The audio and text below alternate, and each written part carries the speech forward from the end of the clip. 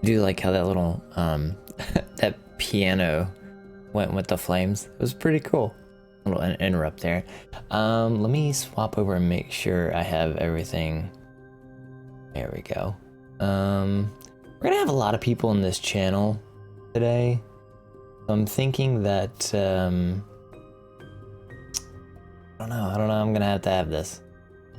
Hopefully everybody fits on the thing. If not, I'm gonna have to move some stuff around.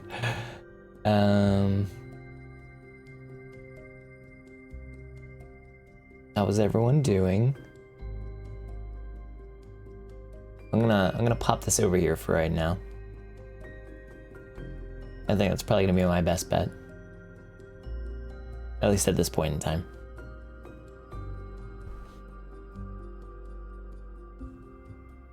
I will hop in the channel here in a second. Obviously you can see everybody that's prepped and ready to go. We still have some other people needing to pop up.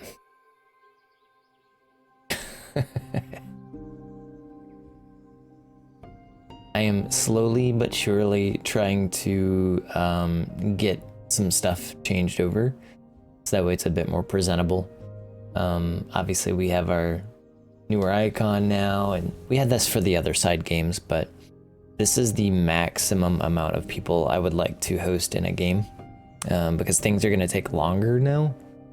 Whereas when we talk about reactions and like combat and everything under the sun, I've hosted probably 6, if not maybe a little bit more, but when it comes to juggling this many expectations, this is probably the maximum amount I ever want to get to juggle.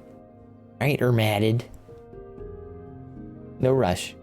I just wanted to start at quarter till and give everybody a little bit like a 15-minute leeway.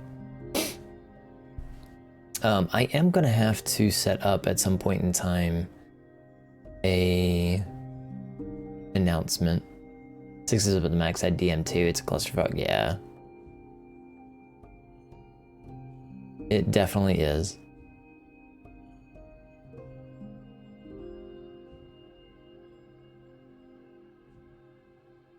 Let me give me 1 second. I'll put it in the announcements channel.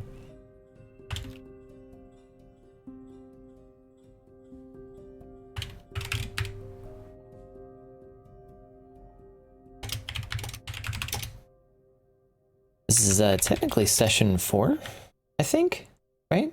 I believe it's session 4 for wins specifically. I hope I'm not wrong. I'm gonna have to look at my videos. Yeah, because session 3 was basically going over the specifics of the bathhouse. Oh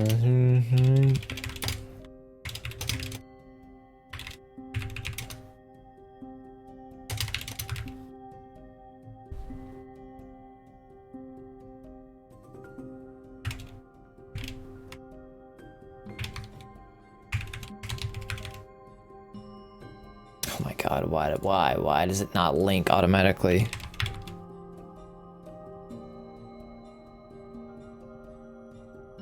I hope everybody's doing okay tonight. Let me check the channel now. What do we got? We got so many peoples. Looks like we made it. Hey, Epic. Did DM 10 people at once? Took 4 hours to get the 2 different combats? Yeah, nah. That doesn't work out too well. I'm gonna fast track a bunch of stuff. Okay, so I'm gonna do this again, because I actually really like this particular intro a lot. Even with the subtle music, it's nice.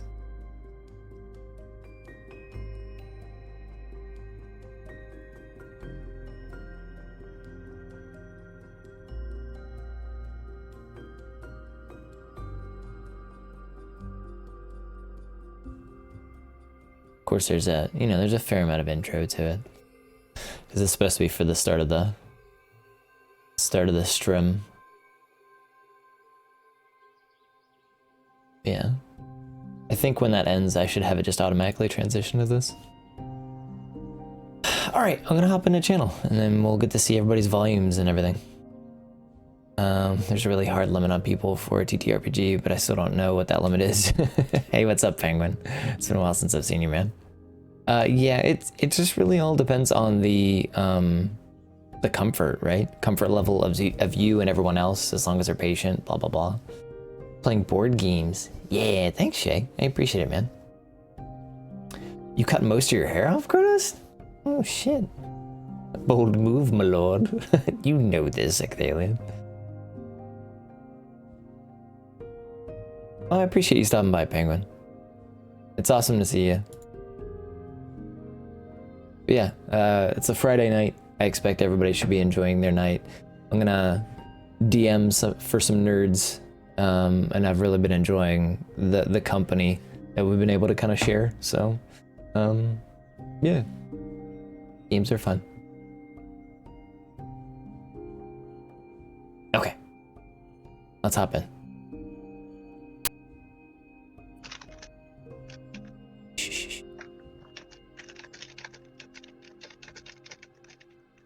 Actually, is DOS, are you actually on your computer now? I am. Ooh. Well, I mean, I'm using my phone to talk, but I'm on the computer watching stuff. You don't have Discord on your computer yet? Oh no, I have Discord on my computer. I can see everything. I just don't have a way to speak on the computer. Oh, okay. Yeah. I need to update my my headset has a mix amp. If I updated that, I could use that, but oh, gotcha. I am lazy and dumb, and I didn't do it. I didn't know if you actually had anything or not. That I had what? I didn't know if you had anything like a microphone or not. Oh, yeah, I have a headset, but like I said, I just use it for the PlayStation 5. I haven't updated it for PC. Gotcha. What kind of headset is it?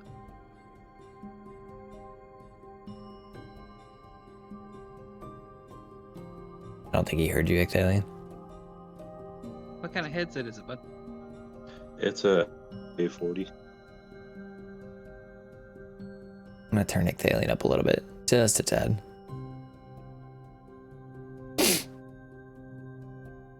We'll give some time for Omitted to get in. I pretty much don't have her scripted in with the with you guys currently anyway, because I mean it's Snacksy. We'll wait a little bit for Rin as well, probably another 7 minutes or so, and then we'll get started. Just so we can move some things along, because I kind of figured this is probably going to be like a quote-unquote two-parter. It's going to be a little bit more interesting, but yeah, we'll see what happens.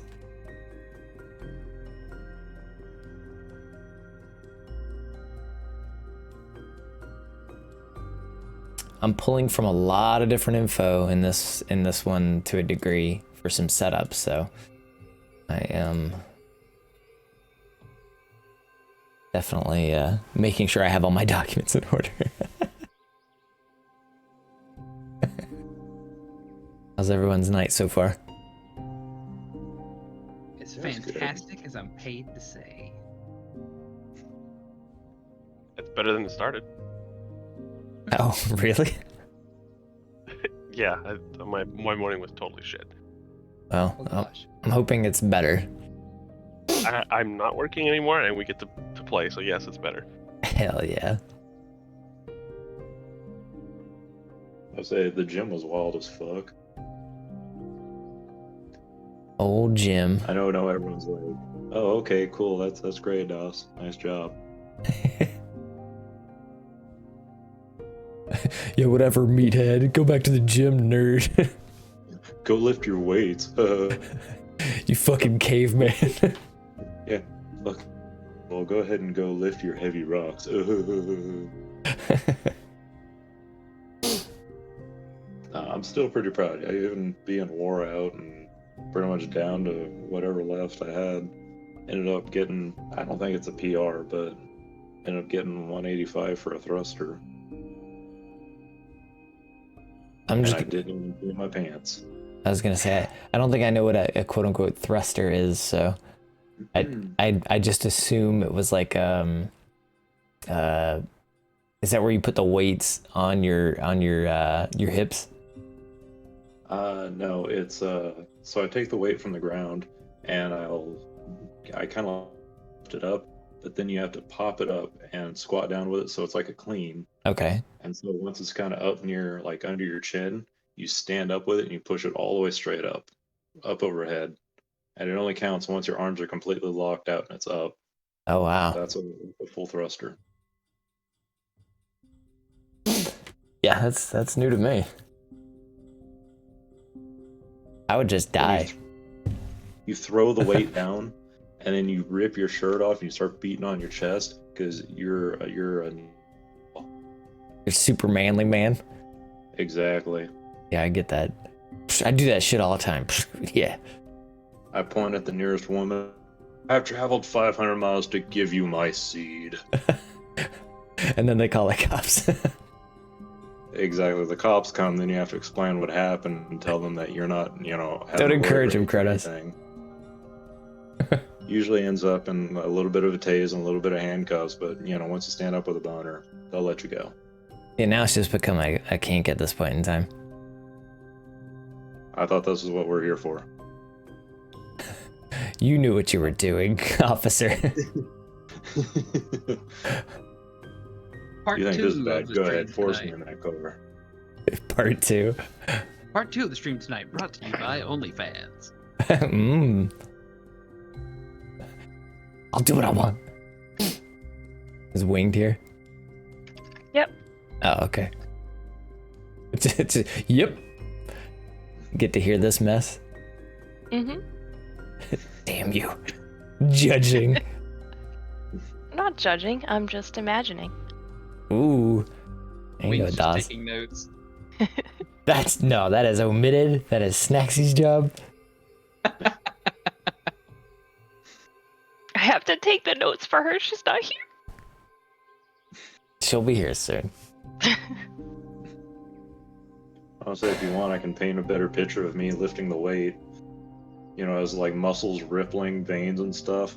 I'm like a little bit drizzly, but not like super, super wet like it really was. And like I had long, beautiful, wavy hair and stuff. I looked like Fabio, but better. Wow. Did I mention? No, it cut out. What did he mention? Yes, I got it. Oh, no. The suspense. Oh no, did I disconnect? Yeah. It cut out a little bit. Oh man, so did I mention the unicorn? Oh no. no. Oh no. Oh, phrasing. Okay, so as I was like looking like Fabio lifting weight one-handed, and the other hand, like doing manly stuff, making beef jerky. In fact, Doss's jerky. There was a unicorn, and I rode it. It let me pet it and stuff. Mm-hmm. Oh yeah, I wouldn't make this up on the fly or anything. I think Scared Amanda's having snack. issues. Be off. Oh, okay. Man, No, my stop. internet. She ran out of journal paper. She's writing so much.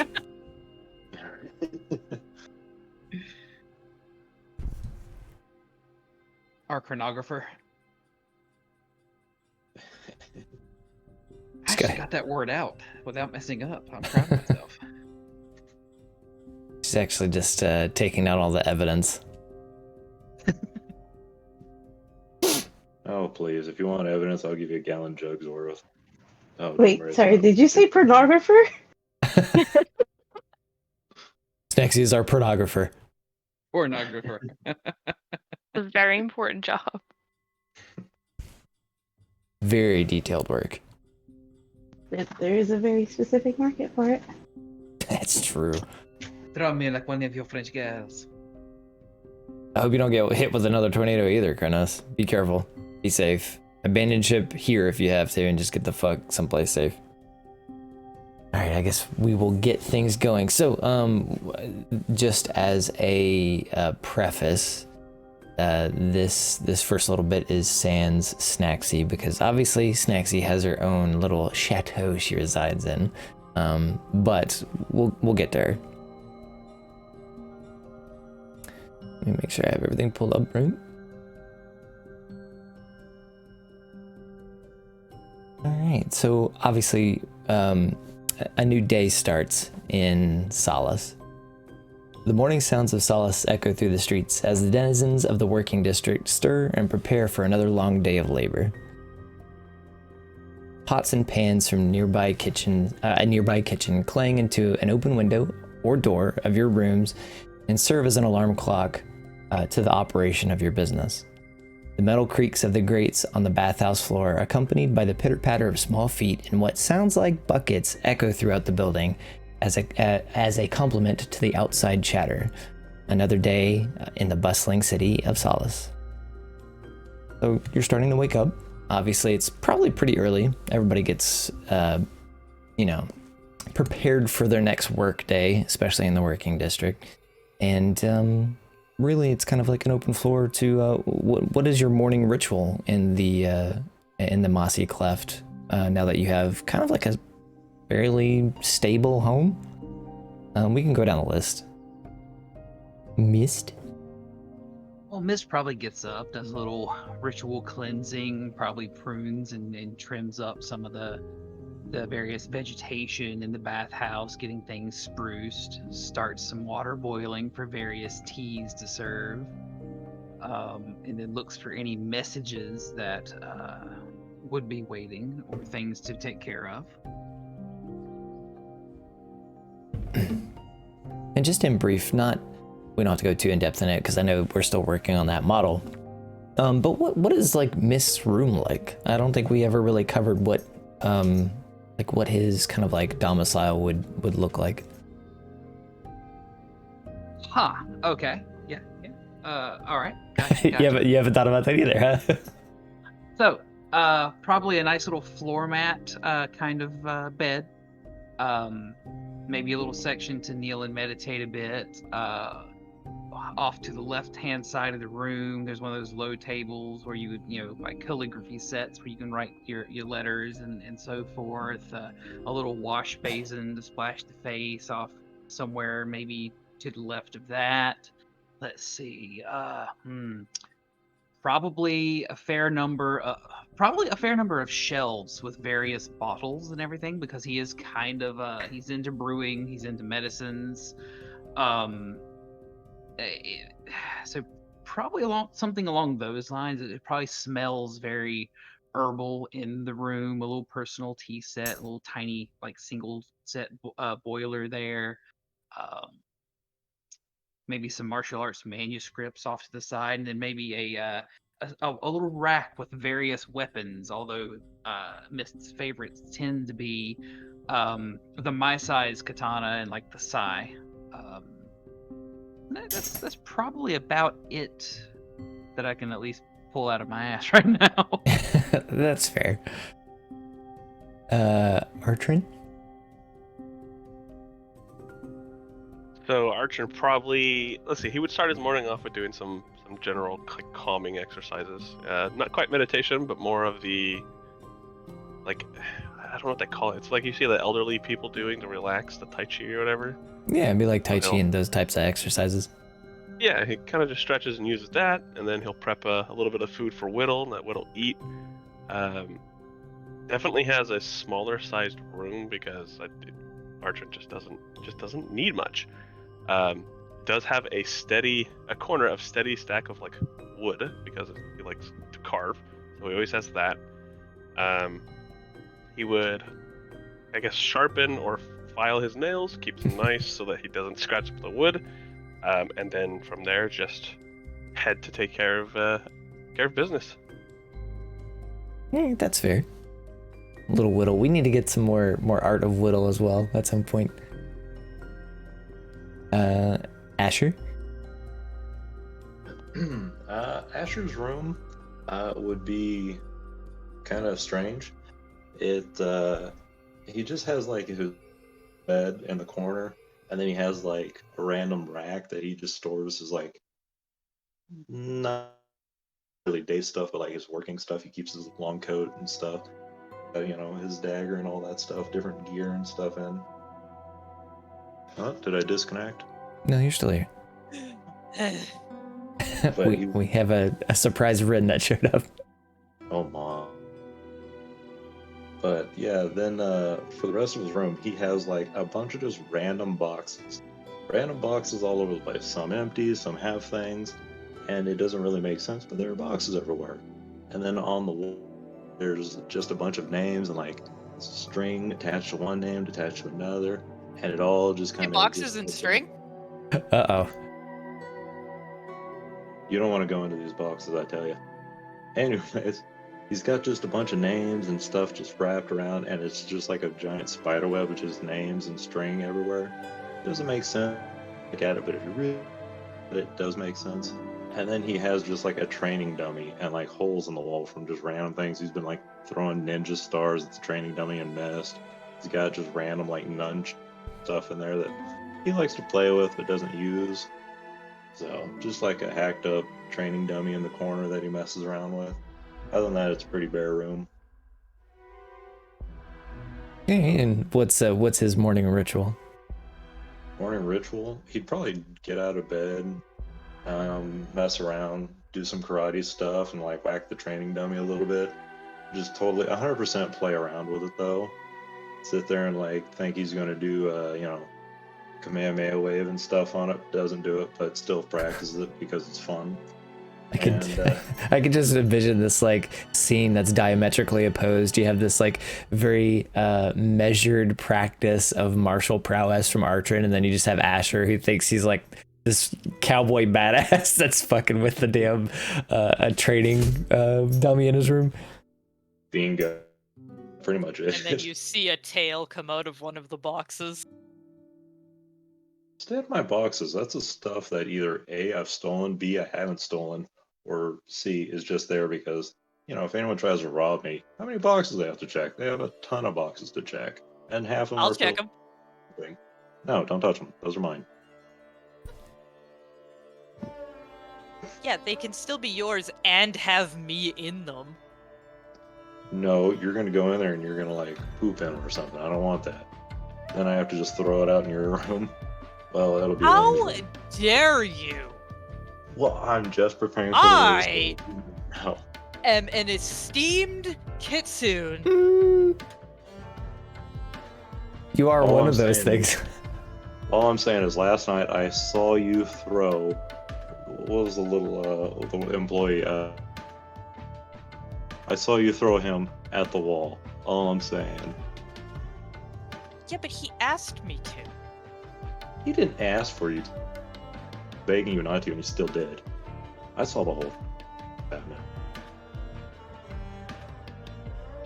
In short, Rin, it's morning.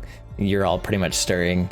I was just trying to get a bearing as far as like what your morning ritual was, what everyone else's rooms look like. I know that you just have a box, but I have bucks. you have a box. but essentially, what's Rin's morning ritual? Morning? Yes. When the big yellow thing in the sky comes above the the far distant land.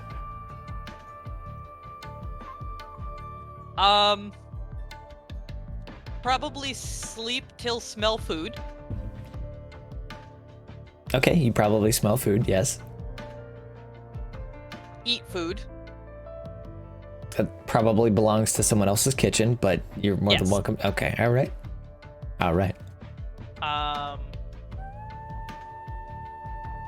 Sit upon various tables and high places. Okay. Mist, as you are preparing, the Mossy Cleft to be prepared, you see Rin migrate from one table to another table, to the front desk, to another table, to the top of somebody's locker, to the other table, etc., etc.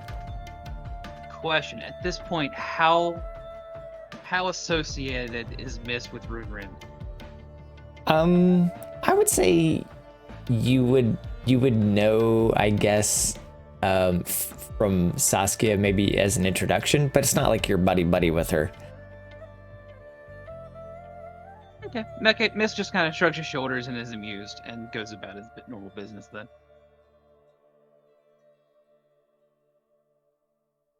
Besides, if you fits, you sits, Rin, is there anything else you'd Yes. like to do? Yes, I would like to go outside.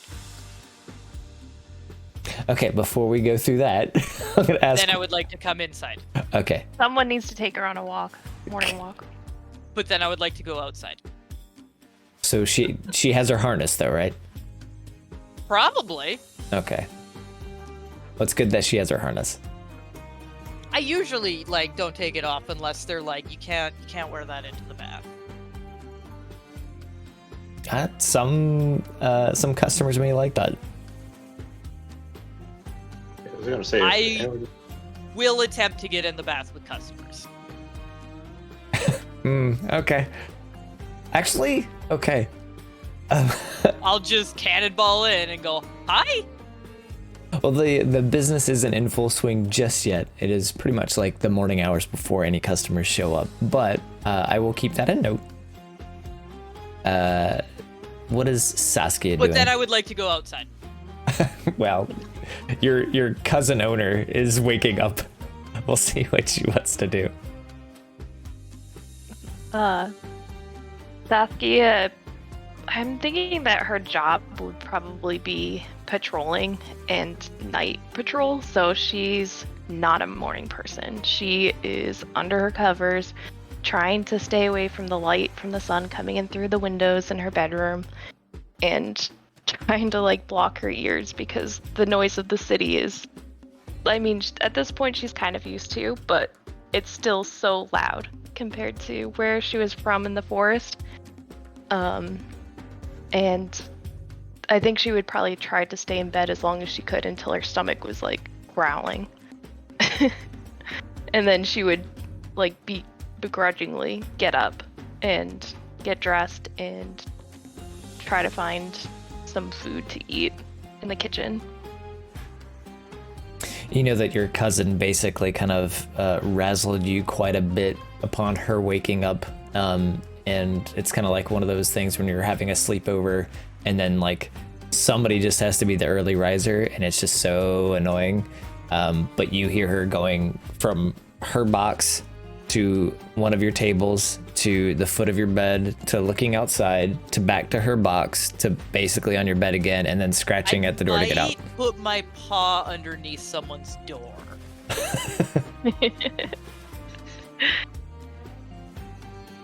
I would like Yeah, to I think think at some probably- point. Oh, sorry. Go ahead. It's okay. I think probably Saskia is like not in the best mood, having been woken up. Understandable. What was that, Mist? What were you gonna say? I was gonna say I'd like to think at some point my little red dot light that we had talked about coming up with, I would totally bring out for Ren, and when Ren's kind of has the spastic energy, would totally pull the dot out to see if Ren chases it. Oh no. Excuse me, Dot. Oh, you heard me. Of how long has Renrin been with us? It's probably not been too long. It's probably been maybe like we'll give it a couple of weeks. Yeah, at most a couple of weeks. Okay, so I think if this is our like daily routine, Archon probably would have gotten up at a decent time and would have kind of started trying to calm her with food or anything that might satisfy her to not disrupt the establishment. I was gonna say, Mist. Yeah, you are a brewer. Maybe you could find something that's like catnip or kitsune nip. Remember, I just kind of sleep at any point that I feel like. That's true. So, like, at 3 a.m., I'll be running up and down the hall sometimes. In combat, cataplexy just falls red. Well, listen, it depends on where the sunbeam is, okay? I'll just pinch her neck and she'll fall asleep. So yeah, I would brew up some Fairy's Kiss tea. It's a legitimate tea that does in fact have catnip as an ingredient. I'd totally brew some of that up for Ren. I will sit in the corner staring at the wall. Ren, it's 4 a.m. Go to sleep. Ren doesn't sleep. Ren waits. One leg up as though I was bathing but forgot. Oh my god. The paw's leg in the air with like dilated With eyes. the blap, Yeah, bleh. Got the tongue just sticking like out. in my picture. So yeah, the morning comes, obviously business as usual. You know, your typical day in, day out. It looks like business has been a little bit slower right now, and it could just be because of the current weather. It seems to be warming up a little bit more, so you have a lot more people going outside a little bit more freely, like going to the nearby rivers to kind of have fun and not have to feel like they need to spend money at a hot spring. So it may do you some good at some point in time to maybe think about how you're going to get people in, aside from just having the hot spring, or at least find a different way to kind of get some more money flowing. I Whoever have an takes idea. Ren out for a walk, be sure and have her do some jumping jacks in front of the building. That's a good marketing ploy. That's kind of you where I are was gonna go to. Hey, wait, yeah, but like, okay, hold on. I have two things to say about this. One, I'm either a furry fox in a harness doing jumping jacks where people are like, hey, that's a bit weird. Or two, I'm a voluptuous woman in a harness on a leash doing jumping jacks. And Is there anything wrong with either of those? The Mossy Cleft, where the Well, baths okay, are listen, hot and the women are steamier. To be fair, I don't know what this part of town is like. You're okay, so it's not, I would say it's not necessarily like super seedy or anything. It is on the border of the market district, which is a little bit more well-to-do, so you have a lot more of your... Yeah, I was gonna say, I'm pretty sure most people would be like, oh my god, and steer clear. You never know. I mean, we could roll it off and see if you really wanted to. Stress relief after a long day of work. Yeah, of course I do. See something steamy. Also, I will say, when you guys catnip me, I can't control my transformations, Oh, so it just kind of happens. she's out in front doing jumping jacks, just I'm like sneezing. Yeah. I'm sitting in the corner with one leg up, and then suddenly there's a human woman sitting in the corner with one leg up. Again, may not be the worst advertising I've heard of. We're gonna need a permit for that. Yeah, yeah. Some of the Excuse me, guards come sir, over. why do you have this woman on a leash? We'll just have a sign in the corner that says, "Not really a woman." Well, even when I transform, I still have my ears and tail. Just throw a big blanket on her. It's fine. Or a towel or something. Oh, yes. This is gonna be a Be a very good blanket day. monster. It's a very interesting advertising. We'll see if it pays off. But as the day progresses, like everybody has to go and do their equal parts for the Mossy Cleft. Obviously, it's typically not really a super eventful day, like I was saying. You're trying to think of new ways that you can obviously push people in, and I think on the streets, when there aren't like concerned families around nearby within eyeshot of Rin, you do tend to get like, you know, a not so concerned citizen that kind of walks in and is like, how much to just like sit and watch, and like you have to make your, you know, your business pitch as best as possible, to make it appealing that you know, this establishment, although is very respectable, sometimes has specific entertainment that may or may not involve a certain kitsune. She just wanders around random bathrooms, so you might be lucky. Archon, you wander off to the greengrocer, who definitely helps you out with some of the resupply of like refreshments or some of the snacks that you all have within the establishment. And obviously, like from time to time, you trade him some things that you do, like some little wooden figures of whittle that you give him, and little things that he may have asked from time to time. But you have like a very nice and friendly business relationship with him still at this point in time, where you could trade some of your services for some of his vegetables and stuff that he gets on a regular basis. I got the snacks. Yeah. And omitted has the snack seed. Ooh. Squeak, squeak. Ooh. Get out of here. As you all are taking care of the rest of your day, we're gonna actually cut over to Snacksy. So this is obviously in the domicile of RK. The stained glass overlooking the Ministry District sheds multicolored lights into Snacksy's loft, painting the vast amounts of bookshelves with vibrant shades of red, green, and blue.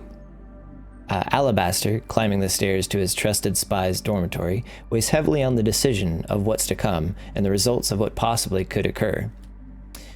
His features, stricken half with worry and half with conviction, fade into the neutrality most diplomats adopt when breaking news to an audience anxious who are desperate for results. Upon reaching the top of the stairs, the Rat King raps gently on the tiny door of Snacksy's room, a location built to her size and specifications, able to harbor all manner of documents and knowledges willingly and unwillingly loaned to her from many libraries spanning across all of Seorsum. Dear friend, I'm in need of your assistance once more. So that's RK approaching you, Snacksy, in your room. Yeah, it's funny because I'm tempted between like her being super eager to just yes anything you want, and then also be like, oh god, he's here. Give me a minute. I need to get dressed. And she just puts her messenger bag on. She's got a fluff of her fur. She's presentable. She cares about the way she looks. It's true. Even if so yeah, she'll just open her door and, you know, what can I do for you, my king? He kind of leans against the nearby wall, and I would say it's pretty much at eye level. So you have this like nice little pathway that goes all the way up. So he doesn't necessarily have to like crouch all the way down, but you're above a lot more in your particular loft. So you can oversee, especially from your window, as it was said before, the Ministry District. And behind the scenes, you kind of know how this works. Even though there is an entrance to RK's mansion in the working district, you are in the Ministry District. But he basically, you know, leisurely leans up against the wall, and he lets you know of a particular caravan escort job that is going to be occurring on behalf of Solace Salvage. And he goes on to explain that he needs you to accompany your acquaintances that you once knew that is going to be receiving this particular job, in order to make sure two conditions. One, that a certain party member doesn't necessarily sabotage this particular mission in any which way possible, and then also to find out who the active party members are within the not only the transportation of the goods, but possibly any interference that may occur from this particular caravan escort. And he goes on to explain that the first caravan, this is actually the second caravan that they're sending to Trivium, which is basically the half-elf city that is close to the Emerald Sea, which is a big forest nearby. But the first one was seemingly attacked by brigands, and he had some pretty... he knew that there was basically some interesting cargo within that first caravan that got plundered, and he needs to know who the parties are at play here, so...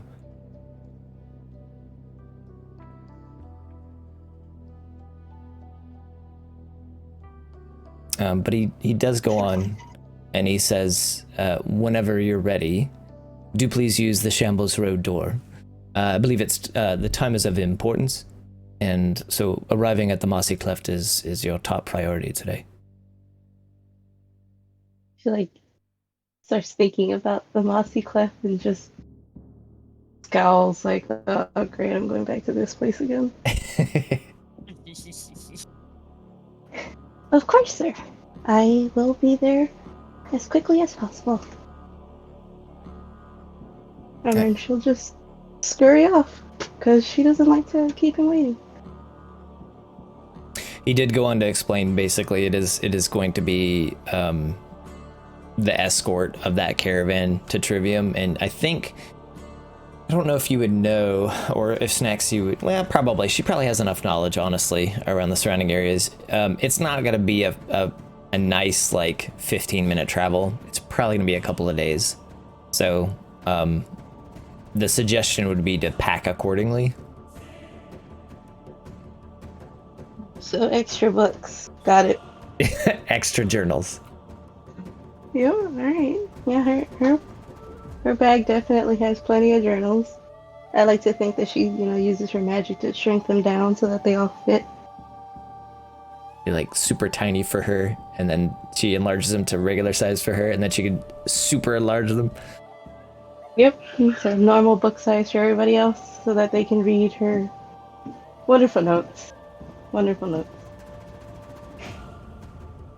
But after you get everything packed, you start to make your way towards what you know that the Shambles Row entrance would be, where typically a lot of the other individuals, especially from this party, have entered, because they've never been anywhere else in order to get settled with RK. So you exit that row, you see familiar sights of basically the tons of beggars that are on the street, and you start making your way towards the Mossy Cleft.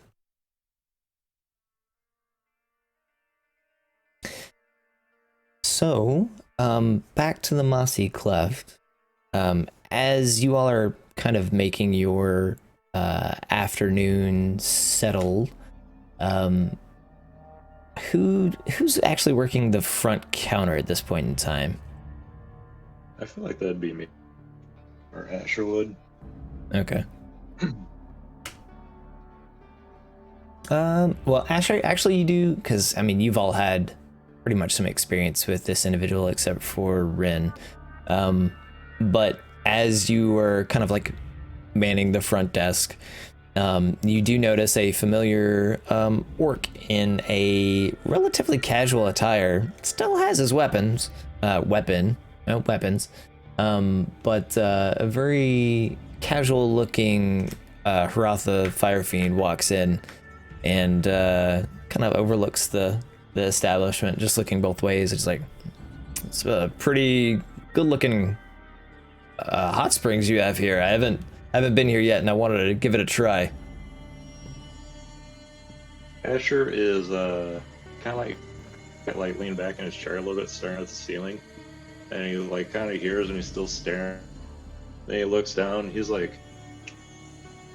"Try this," and he hands him a piece of jerky. He's like, "It needs a little something else. I just can't think of the word." And Asher can speak Infernal, so he's like, it kind of it's like this, and he starts like speaking Infernal, which just sounds like roars at a voice level speaking. And he's sitting there thinking still, and he's like, "Salt, I need more salt. Also, I don't know who you are, but you look familiar, buddy. You want a shower or a bath? What's up?" He just kind of eyes you, and he has this look on his face like, cut the shit moment. like at that moment, he's like, just cut the bullshit. And he just goes, "Where's Mist?" So I would walk around the corner and be like, "Yeah, come with me. Don't worry about the jerky though, that was free. I'm just gonna give that one to you." And then I just walk back and I'm like, "Mist, do you have a friend? He's kind of grumpy. He might need some tea or something." And then I go ahead and head back to my desk, my front desk. Mist will come around immediately. Haratha basically like crouches down a little bit, gives you a handshake, like basically like it's a very familiar handshake, something that you would notice that like a lot of the almost like the warrior types from the Verdant would give you, that kind of like shaking you at the forearm type deal. Oh yeah. But he holds in his other hand like the piece of jerky once he notices that Asher is left, and he's like, "You really need some Verdant spices for this. This smells terrible." You know, I just may have the thing back that we can make that better with. Hang out right here for just a moment. Mist will go back to his room. Won't take him very long. And I'll bring out some herbs and seasonings that I would have used on some very particular dishes. Back when we'd have, customers come in to the Boisterous Bard that I would recognize as being from the Verdant, and I'll bring out some of these seasonings, and they'll have a smell similar to, say, like some 5 spice or something like that, and maybe some clove, and I'll sprinkle a little bit of that on the jerky and see how that goes. He's already pretty much leaning up against the whatever nearby. I guess if it's still in the front, like the nearby front desk, and he's just like, well, at least smells better than what it was. Miss will just have a grin and say, "Follow me. What can I do for you today?" Well, I really kind of want to try to take a dip, but I also have a writ for you that I don't think you'll want to miss. All right, 2 birds with 1 stone. Come with me. Also, don't mind the kitsune. A little out of control. May hop in the bath with you. It's not exactly a bad thing, and I'll give like 1 wink. Like to Wait, think at that moment, Rin and Archer run past. I'm trying to catch her. I got the zoomies. That would be the Rin that I speak of. Roth is just like, I don't know if that's worth more or less. Like, do I pay more for that or less for that? Because I don't know if that's going to be a distraction for me or not. Mist will kind of adopt a very pensive pose. Does he smell like spices? Just the jerky in his hand. There's jerky in his hand? I guess there's no longer jerky in I his hand. immediately change gears. Oh no. I was running away, and now I'm just running directly at him. I want to pull out a bag of catnip, shake it in the way, and then it's like a little satchel that's got some holes in it, so it'll leak a little bit of nip. Kind of wave it to get a good scent of smell there as I see the turn, and then toss it back the other direction. What smells stronger? I don't know. Roll a d20. We'll say evens. Okay. Evens it's jerky. Odds it's catnip. Hang on, I forgot to grab it out. I can roll for you if you want. Are you kidding? After all the nat 20s I got? Alright, here we go. You said evens is jerky? Yep. Oh, you're lucky. It's a 13. Oh, thank God. So I do that thing where the cats fall over on their back and then scrabble on the floor a little bit and then get traction. And then I do the fox leap nosedive. Now that Mist is the target, basically. Or No, at he least the threw it. spices. Or Oh yeah, I catnip. tossed it. So I basically do tossed it behind the her. fox in snow nosedive directly onto the bag and then start kicking it. Haratha will just toss the jerky that way too, just to be on the safe side. Knowing that at one point in time he saw the look of the pouncing predator in her eyes. I'll turn to Rotha and go, "There's no extra charge for the sides." Oh, thank goodness. Yes. That That face comes- screams predator with those crossed eyes. We only charge extra for that after dark.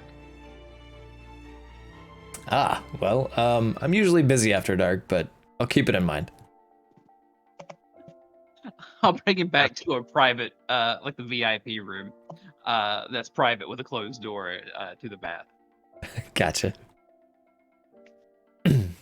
Well, as you're doing so, obviously, if he's getting a private bath, he'll be able to obviously stash his stuff there. But he wanted to hand you the writ itself and kind of give you some background about it.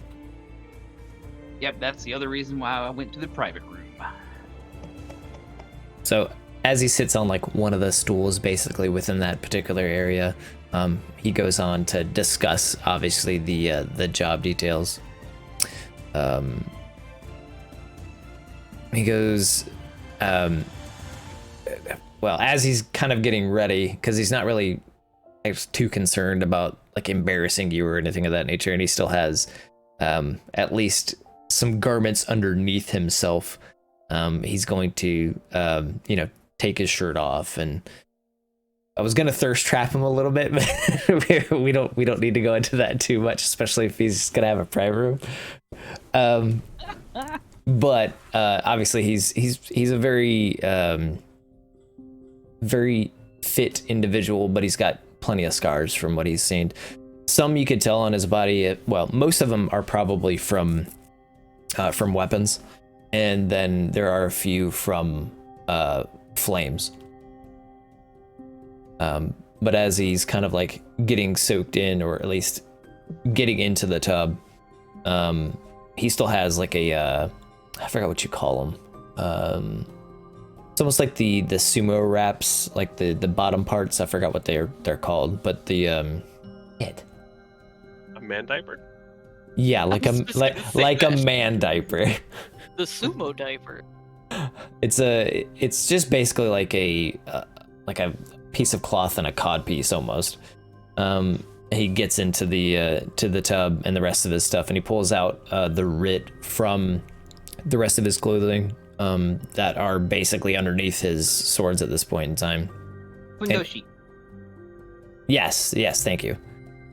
And then he hands it to you, Mist, and he goes, "I've got word that some mercenaries may or may not have been working for my brother, that have attacked the first caravan that went out of Solace to Trivium. And I need to know if that's the case, and obviously you have a vested interest in this as well. Can't guarantee that particular caravan is going to get attacked again, but we can't take a chance. So what I've convinced the city to do is to let me hire some individuals that are a bit more clandestine to do the protection in a not so overt fashion, to travel with this secondary caravan. And I have an individual I think some of you may have ran into from the Undergutter that's going to be handling some of the PR related to this, trying to spread the word that even though the first caravan was attacked and robbed for all its goods, that there's still not going to be any kind of protection involved with this second escort. So we really have to make this look, we have to sell this part basically. Understood. So kind of undercover, act like you're just another merchant. Yes, act like you're part of the caravan. You could take as many people as you need, because I think the second wave of caravaneers, they don't have that many individuals with them. But we want to make sure that it is as low key as possible. I'm really trusting, despite the fact that I really have no trust in this individual from the Undergutter, to really sell this within like the media section and the rumors. But I just have to go with my gut and hope he's the real deal, and then trust in you all to do what you need to do. Some of my mercenaries are actually going to see if they can track down the first group, and then hopefully we can find them, and there's not going to be anything that you all have to deal with. But we're trying to take a two two-sided approach to this particular problem. So one way or another, either my men will find out who these brigands were, or you all will find out. Makes sense. Almost like a pincer attack. I got it. Yep, so that's the writ. Escort the caravan to Trivium. Try not to be so overt with your protection. And if you can get any information out, if you are attacked by the same brigands or maybe related brigands, let's try to find out where my brother is. I like this idea. I'm excited to be a part of it.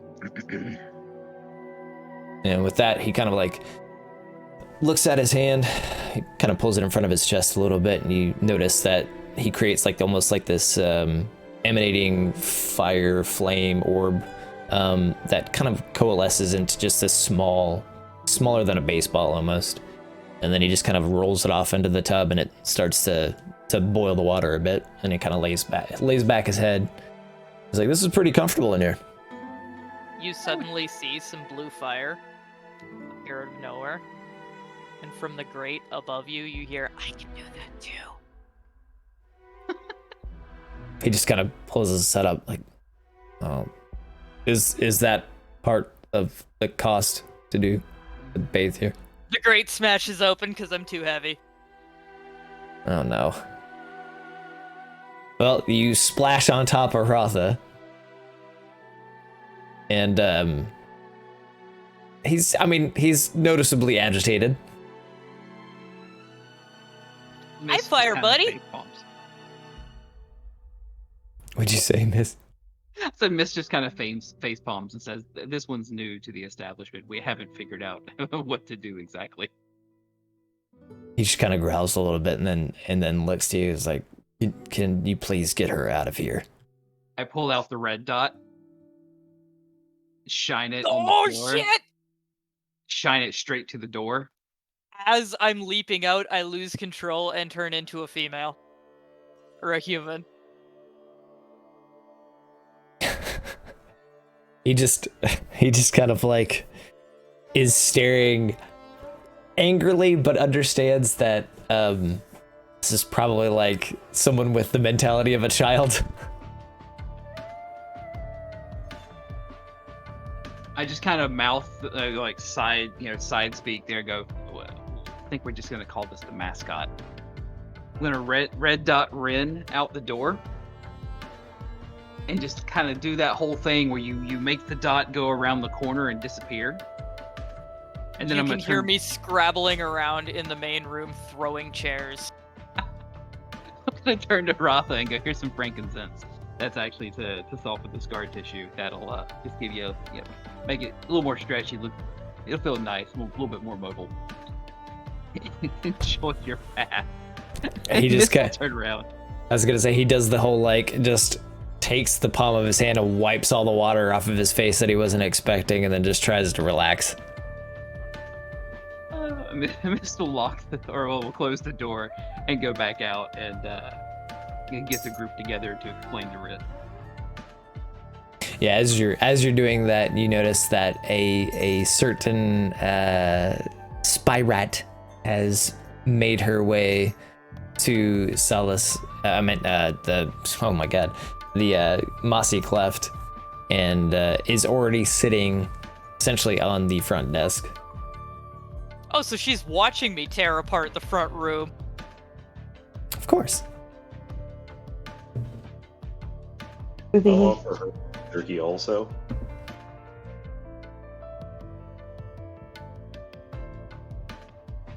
Gonna stare at you and then look back at Rin and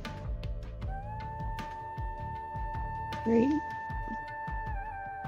Super cool. I love being here. Like,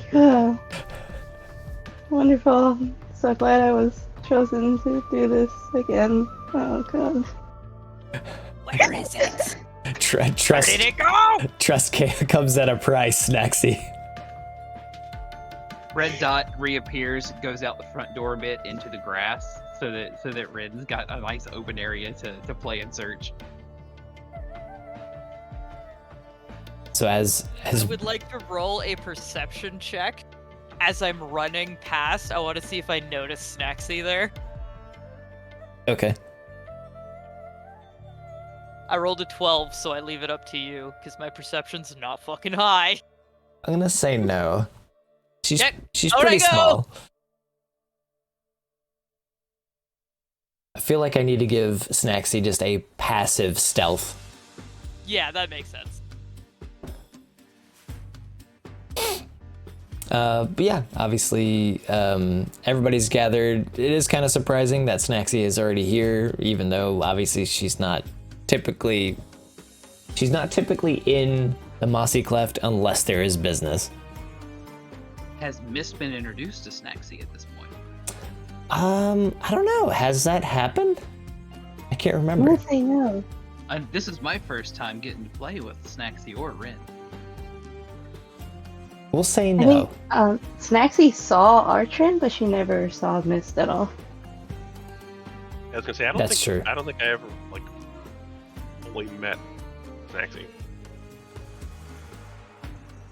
Well, We talked a little, not like knowing each other though. yeah. All the better. You see, obviously, this rat with a. I mean, she looks like she's very purposeful with how she is sitting, standing on the front desk, and she has like a small messenger bag. I'd like to think Mist, seeing the very prim and proper kind of and purposeful sitting, would come up and just bow to Snacksy and say, "Yes, what can I do for you? Would you like some tea?"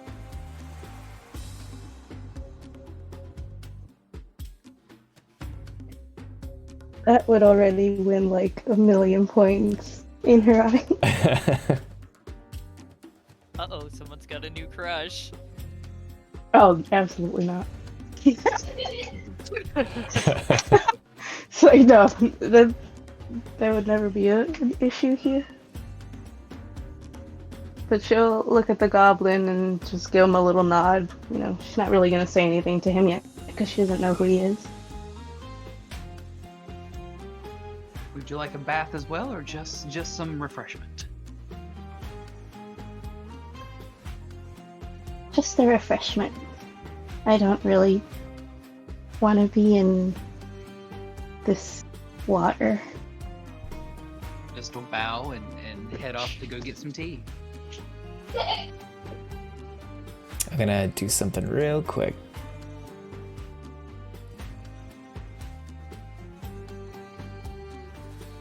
Okay, you rolled pretty high, or I rolled 4, Snacksy, but you rolled a 17 plus 4, which basically means that on a perception roll, so you do notice that in the hand of Mist, you do see that there is a writ from Solace Salvage, basically the very job mission that RK was talking about is in Mist's hands.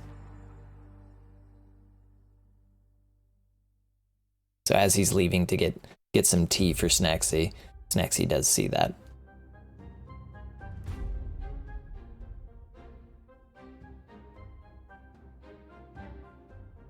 When Mist comes back, he'll have a very it's not super sweet, but it's like an apple-based tea with just a little hint of cinnamon and clove to it. I don't know why I'm on a clove kick today, but here we are.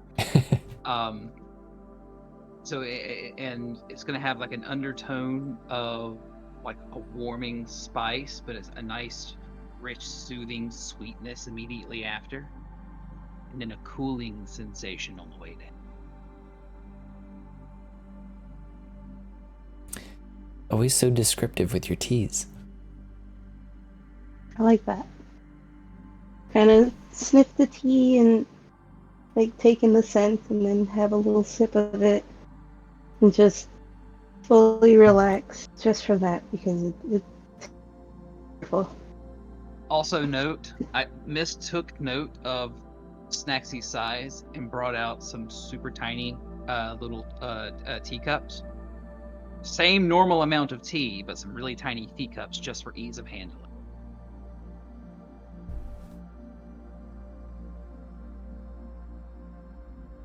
You really are trying to win Snaxy over, aren't you?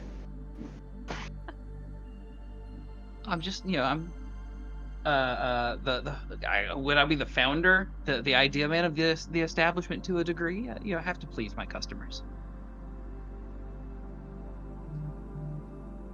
With a smile. I guess in order to gather everyone around Mist, did you ask like how are you gathering everyone? Are you just saying, hey, everybody get down here, or? I'll probably be calm about it. Mist isn't too crazy unless combat is really ensued or it's time to put on the mask and go to work. So I'll probably calmly walk around the rest of the building and just kind of grab a tug on a shirt or a pants leg and go, we need to have a meeting up front, and then just go to the next person. Okay.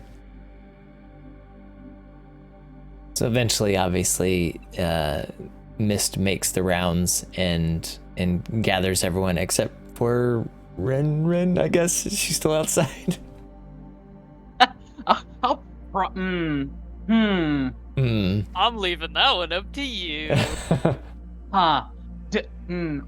How much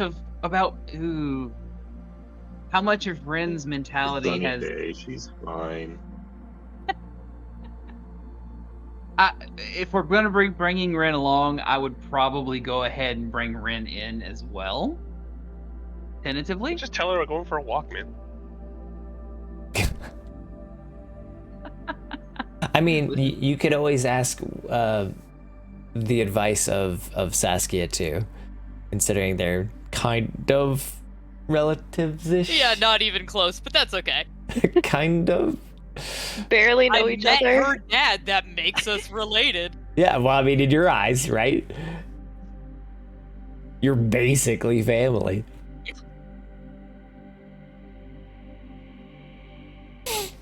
I'll elbow Saskia and go, do you know how to get your pseudo cousin to listen to a job? She does. Not at She all. knows I always listen to her. By this Do point. you? Oh yeah. Oh, Kind okay. of. I didn't know. Mostly. It's like a kid with ADHD doing their best. She probably like pokes her head out the door and just is like, Rin, come here. Immediate jump to your You're gonna side. do the. Yeah. Come on, Rin. Yep. Come on, we have. Sassy! Come here. We have something to talk about. Ooh. Wait, quick question. Have we had what's effectively a harnessed flesh and like skin woman outside just rummaging through the grass looking for a red dot this Yes. whole time? Yeah, Yeah. probably. Like, I Okay, wear, cool. like, a red dress, but yes. Oh, okay. Fair enough. I mean, I'm just going off the picture. It's a woman with a red dress, and then she has some somewhat S&M gear on outside your Yeah, establishment. it's like a short thigh dress skirt. So it's the Matrix woman in the red dress. Can someone make a sign that we can hang on Shorter her that says, skirt. "Don't worry"? The Mossy Cleft in the red dress. Cool, and this will also the slow gathering of everyone would have given Snaxy enough time to actually enjoy the tea in some quiet before everyone had gathered. So Yes, very likely. Before the commotion starts. But the individuals that are familiar with Snaxy do see Snaxy eventually on the front desk, because everybody's kind of, congregating there. I'm a little curious where everyone's gonna sit since there's no chairs at the tables right now. we'll probably move to a better room once everyone's gathered. Give me 20 seconds, I'll make chairs. They're strewn about. I was frantically looking for that dot. So much for the setup in the morning. This one's all Mist's fault, okay? As long as it's calm around Mist, he'll let the chaos be everywhere else. That's a good owner right there.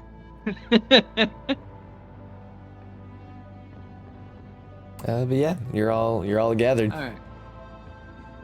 All right, crew. We have a new mission. It would seem. I have a writ here, from Propha.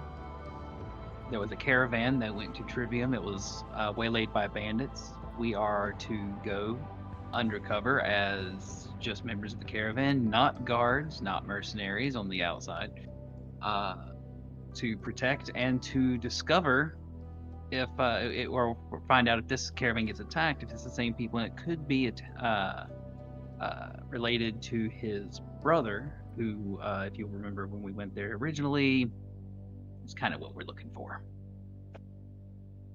Saskia immediately perks up. I'd say I immediately like eyeball him because he said his brother. Yep. I see Saskia perk up, so I do, but I don't know anything. You like you're in solidarity almost. Yeah, so like I look confused as shit, but my ears are up. Saskia, go ahead and roll. Actually, did you? I blanked out for a second. Did you even mention Trivium, Miss? Yes, he did. You did. Okay, I thought you did, but I'm like, ugh. Go ahead and roll a survival check for me, Saskia. It would be D20 plus, and you can do it wherever. You get advantage on Oh, I thought it landed on 1. that. That would be horrible. But no, just because you are 100% familiar with that territory, you understand, because you've made this trek as well. You understand that it's probably at least a couple of day ride, especially with a caravan. And you would know pretty much where you're going at that point in time, and you know that it's really not too far from home.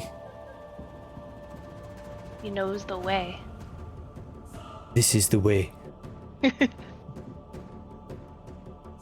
So yeah, I mean, that is definitely a reason why you would be kind of somewhat excited, somewhat, interested in something like this.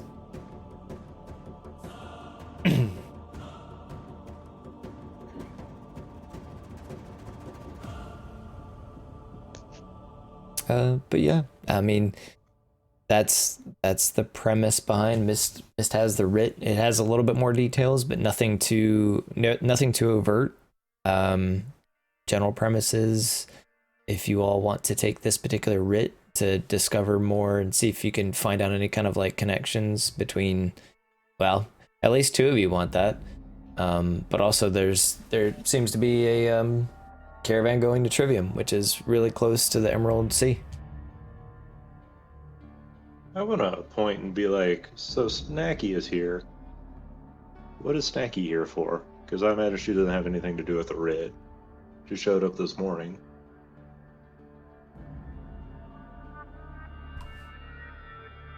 It's not my responsibility since you didn't say her name. It's just really tricky.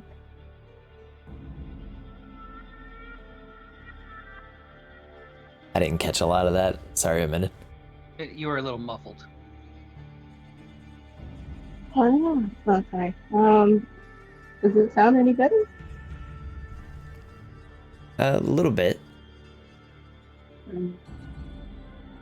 Let's see. Hold on.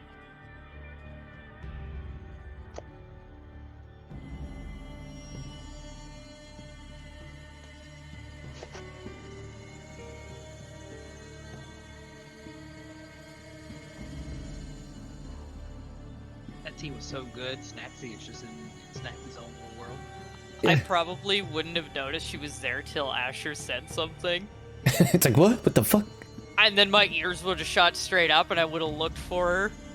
Been like, the petting one. The one that pets and has other fire. And look like the way a dog looks at you and it's like, Like what? Sorry, can hey, you I repeat that see noise you've real got some quick? hands. What would you want that for, a minute? I don't know what you're talking about.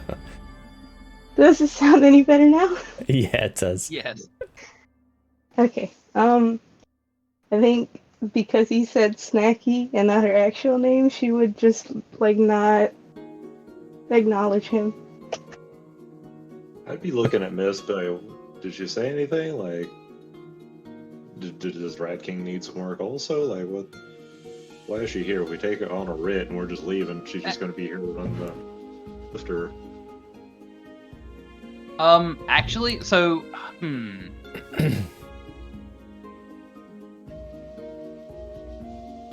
Yeah, I didn't hear anything from Snacksy or when we got there, so... No, I mean, like, this is you're looking at Asher like, what are you talking about? I have no idea what you're talking, because you don't even know who Snacksy is.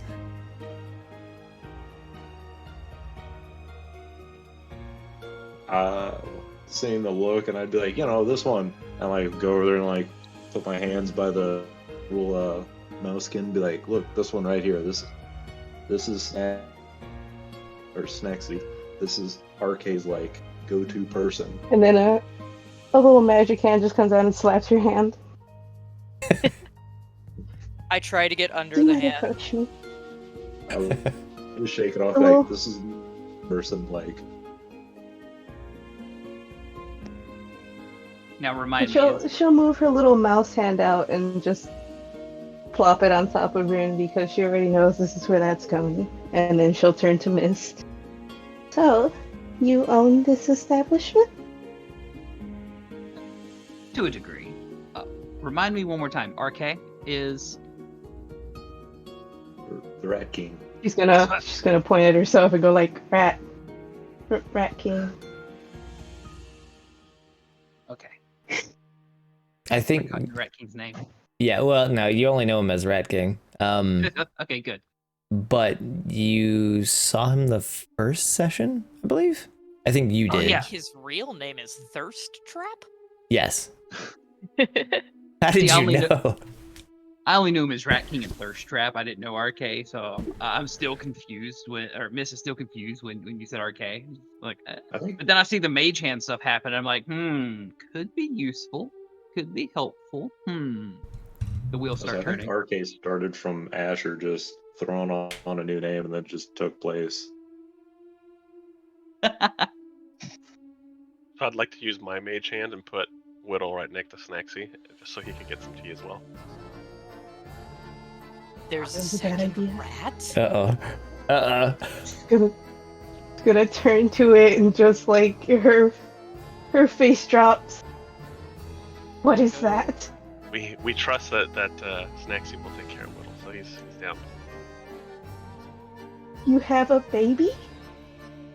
What do you have this baby for? The mother entrusted to me. Put him somewhere else. I never caught her name, but she's with the Rat King. I know exactly whose baby this is. Pick him up and take him away from me. Well, okay, that's what mage hand and take Whittle away along with a little cup of tea. I say Oh my god, it's Naxie's baby. And don't ever let that baby out of your sight. Whittle. And then she'll just not look at Whittle. It's not even here anymore. Whittle was like desperately trying to hold on to the little teacup as Archer picks him up and like drinks it to the best as he can. Not so refined, but not so sloppily. But in a very like cutesy infantile manner. Hey, if those cups work for Snacksy, they gotta work for Whittle too. There's a bit of an intelligence difference, but they can still work. You're right. You can still drink it though. Come on. Yeah, of course. He's uncoordinated. Teach him better. We're working on table manners. Whittle burps. Good. And then she'll turn back to Mist. So I believe you've gotten the mission. I Have you think gotten a chance to explain it to your band of miscreants? Miss will cock his head to the side a little bit at miscreants, and then look around and just kind of shrug, and basically just read the writ verbatim, and assume at this point that Snacksy is definitely a part of it and we're on board in some way.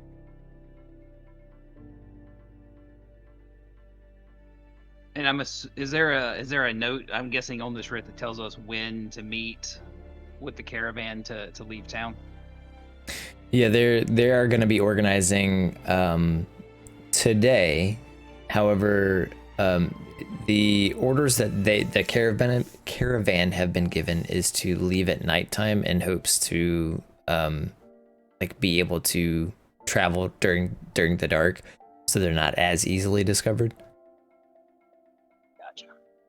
So could leave tonight if everyone has their stuff together, and if not, you could always wait until tomorrow night. But their hopes is that they can leave during the nighttime.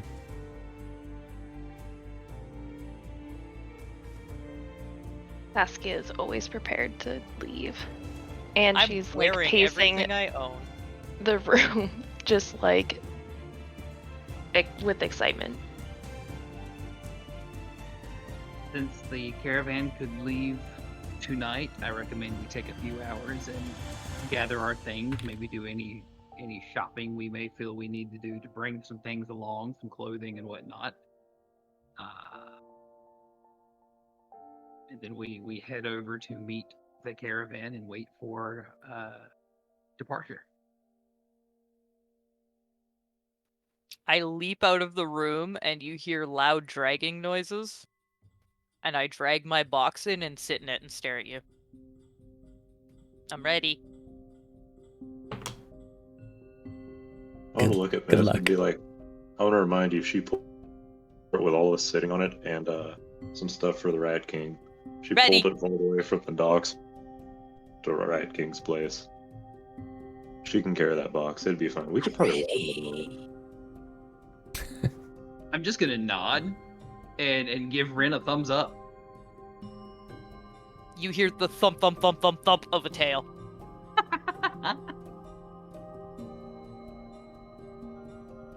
I'll wow. I'll give a little scritch behind the ears, and I'm just gonna head to my room, and gather some things, gather my coin, gather my a few weapons and whatnot that are easily to hide under the robes, and get ready. Yep, just everyone make note of what you got. You're not supposed to look like you're, super decked out guard. Got to be clandestine with this one. But obviously, you're afforded to take You say some make stuff. notes? I have no doubt that you will make notes. And a book appears in front of Snacksy as she begins to scribble. Does this mean I should leave my axe behind? Probably not. If you have no good place to store it, there's probably not going to be super amounts of places to store it within the caravan, because it's probably only like two. I think it's supposed to be only two caravans, like two carts, basically, or wagons. Can you use shrinky magic? Can't you put it in her bag? It is just a throwing axe. Oh, I can hold that for you. Hide it under my robes. Yeah, I was gonna say. Kick ass. Yeah, Artron should be able to do it, but if you're just having your battle harness, then you're probably not gonna be able to hide it easily. Yeah. Yeah, no, she just carries it around and then throws it at people. Like, not randomly, but in Are the we city. sure? Or maybe. She sees a piece of fruit that she wants. I want this. Just fucking tosses it. Would my bow be too visible? Bow should be okay. Considering I was gonna say, you I can. could go to Sasuke and tell her, just bring the bow in the open. She can be a hunter and I'll be a leather worker, and Yeah. that's why we have my knives and she has a bow. Yeah, it's not that overt. Okay. Plus, it'd be pretty simple to unstring a bow. Yeah. I mean, it's not like the most convenient thing, but you can do it. As she gathers her stuff, Saskia also goes to Mist's room and knocks on the door. It's open. Oh. Mist, on the writ, were there any names on the caravan master? We're there. You do have a few people on it. The one that seems to be leading the caravan is actually a dwarven name. Would Saskia be familiar with it? Probably not. Okay. Because she was like scouting and trailblazing for probably caravans out there, so. Actually, Mist will probably just hand you the writ and let you scan it yourself. Yeah, I mean, you're more than welcome to. I mean, it's not obviously a secret. You would just need it to cash it in. But to be fair, this is like almost like a secondary Caravaneer squad, basically, because the first one got screwed over. The first one is presumed to be like, they don't, plain and simple, and Hrothgar can obviously elaborate on this too, is that when he was explaining the job, he went on to say that obviously that his team that he has of other mercenaries are going to be looking for this second or this brigand squad or whoever it is, because they also believe that the first caravan still has survivors. They didn't find like a ton of corpses or anything, so they're trying to like a rescue mission too. Okay. But this secondary group you're not familiar with. You have all the names. There's 1, 2, 3, 4, 5 names. So there's only like 5 people that are there, at least officially on the docket for that particular caravan, split between 2 carts or 2 carts. So, but you don't recognize any of the names. Okay, thanks. She hands the writ back to Mist and asks if he needs any help gathering anything. My only thoughts right now would be anything we might could get for wounds at the moment. I've got a lot of small weapons that I can hide under clothing anyways. Like I'd have probably have a couple of kunai in my sai. If it's too big, then I probably wouldn't take the sword. Not that it's a very big sword anyways. I would think your sword should be okay because it's really not. I mean, it's goblin sized. Yeah. So mist travel's pretty light anyways. Probably, a gourd with some nice teas or 2. So it's not like that'd be a big thing. So instead I turn and goes, is there anything actually you need help with? She shakes her head and has her backpack with her and her bow and her quiver, and she's like, "Nope, I'm good to go whenever we're ready." She looks like she's been preparing for this. I'm ready. I'll give a nod and a smile, and then kind of walk up, put my arm out, like to walk arm in arm out the door, like happy-go-lucky, but then realize that I'm so incredibly short that's not really gonna make sense, and then just kind of start walking anyways. It looks more like a child holding his mother's hand. That's what I was just thinking. Mama, Papa, I'm ready. Swing me. Uppies. Okay. Put me on the back. I'm like Yoda on your back, and we're Jedi training. Perfect.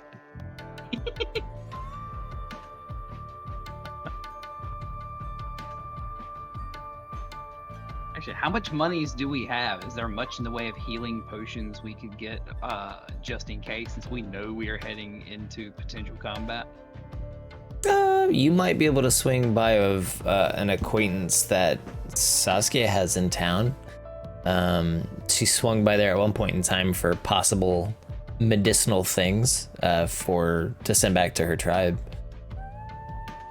Yes, I we can stop by Lily Littlefoot's apothecary There on you our go. way out. Yeah. I have so many feathers I can trade for stuff. Rin's gonna make that This place one's, explode. Like shiny and green. I mean, I also have these weird gold rocks. I have 10 gold, FYI. They're stupid, right? They're not worth much, right? They're just yellow rocks. Yeah, like they're shiny. I love looking at them. How much could they cost? What does cost mean? That's the barbarian.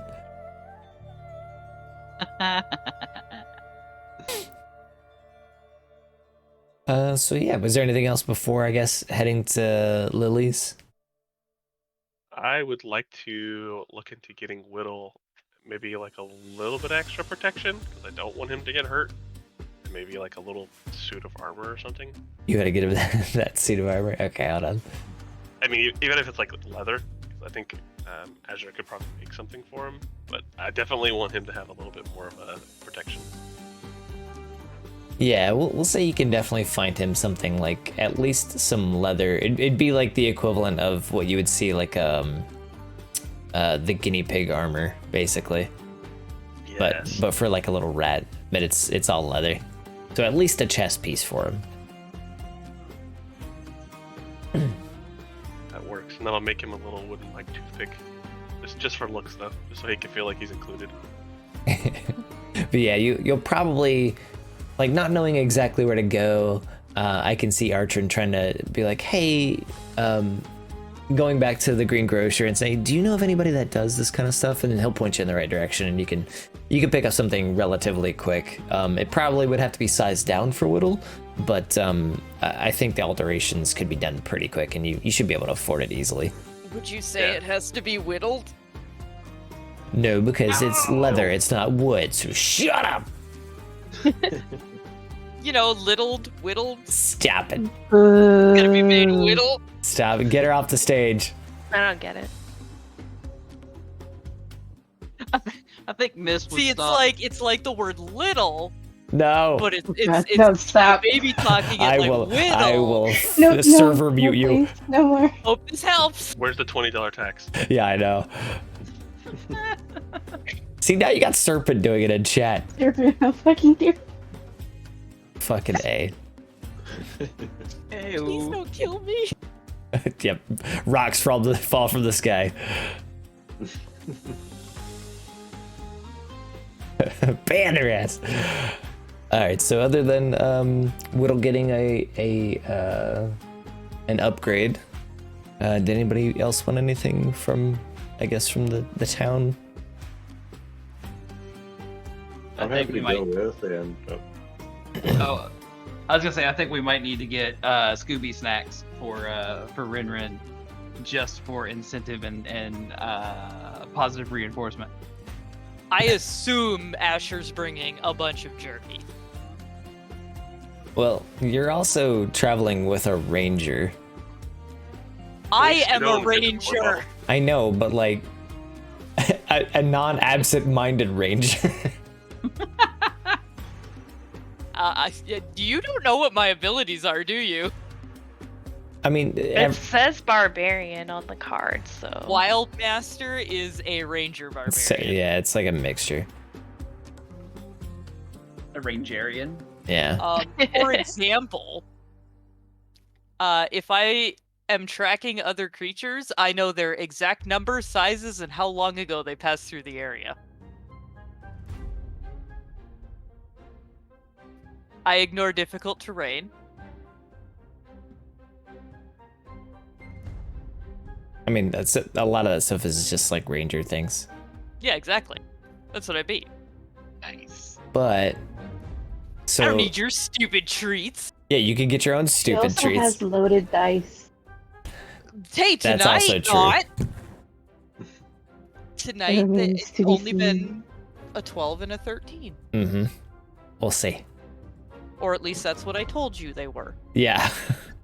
It definitely Mhm. wasn't a 1 and a 2. So yeah, we can go to Lily's unless you're wanting to buy some other stuff. That's the only thing I can think of. Rather than buy things, I should probably see what he could pickpocket and get snacks again along the way. You're just stealing other people's snacks? Well, maybe money for snacks or the snacks themselves if I can. You find one unwrapped Werther's Original in someone's pocket, and My god, I've struck gold. I eat it right away, then I'm sad that it's gone. it's fuzzy but tasty.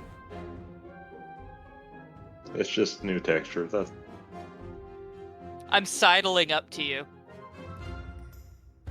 He stole that from a little old lady named Hazel Snoot, didn't he? Yep. I give Ren half of the already kind of chewed and washed down Weather's Original. Don't tell anybody, I stole this. I look at you as though you are a god amongst men. Mama bird. Bleh. I mean, if we want to keep our hands clean, we got it, right? Okay, if he actually did that, I would like swipe my tongue directly into his mouth. Oh god. No, we're not doing that. No baby burden. Where are the artists? Yeah. Take notes. So obviously you go towards the market district, towards Lily. Who's going to Lily's, by the way? I'll definitely go with Mist. That means I'm going. Oh boy. I was like, if everyone's going, I'll just stay and like lock up or something. I I don't. can tag along to try to keep Rin under control as much as possible. We need a secondary. Oh, it's staff gonna be member on your shop. smelly in there. I'm gonna love it. She seems to like mage hand pets, so I'll just use my mage hand to pet her. That'd be good. So I can just stay behind, like lock up or something. I don't really have anything. I can't do any alchemy stuff. I've got everything pretty much on me that I need. Gotcha. I'll stay outside with Rin and I'll throw my boomerang. She can chase it. Your hand is like doing that thing on cats where it's scratching the base of their tail and my butt's in the air. And then I lose control and I'm suddenly a woman. And your mage hand is still scratching her butt? And it's still Sure. in the air. Hey, I'm a dragonborn. It's whatever. Yeah, it's true. Yeah, there's passerbys though. Yeah, it's definitely the market district. It's not it's not uncrowded. So I'm holding a leash, scratching her butt with mage hand. Yeah, sounds about right. You are holding a human woman on a leash, scratching her ass. I don't know anyone here. Our turn's fine. Don't care. You see a tiefling father and child, and the tiefling goes, "Dad, what's happening over there?" And then you see the father just looking, sighs like, Dragonborn and humans. I don't know what to tell you. And they just keep on walking. Well, I still have my tail in my ears, but For all I know, it could be prosthetics. it could be. So as Saskia and Mist enter in the Lily Littlefoot's establishment, the outside looks like, it's called a little auger. The outside looks like a mortar and pestle. Saskia probably has a little bit of a difficult time getting into the place, but she has been in there before. It is small individual sized. Which means, Mist, you feel right at home just walking through the door because it's basically like a slightly taller door for you, but not the typical door that you usually have to go to in these parts. Good thing cats are liquid. That's true. What's wrong with that lady, Papa? But as you enter, you, Saskia, you're probably semi-familiar with this at this point in time. You hear an individual that is clanking bottles, and you hear like minor poofs of smoke, almost as if like gunpowder is being ignited, and just you hear the poof in the back. Smoke billows out from what would be like a curtain that's separating the back room from the front, which has a bunch of like glass cases and like boxes of what would presumably be some kind of valuable contents under some of the glass cases displayed. And yeah, I mean, that's you don't see anybody that comes out to greet you. You just hear more noise in the back. Would there not be like a bell at the door or something like that as they come in? There's a bell at the front counter. Oh, okay. Saskia would reach over and ding the bell. You hear like a very surprised yelp come from the back, as if the ring scared her because she didn't hear you come in.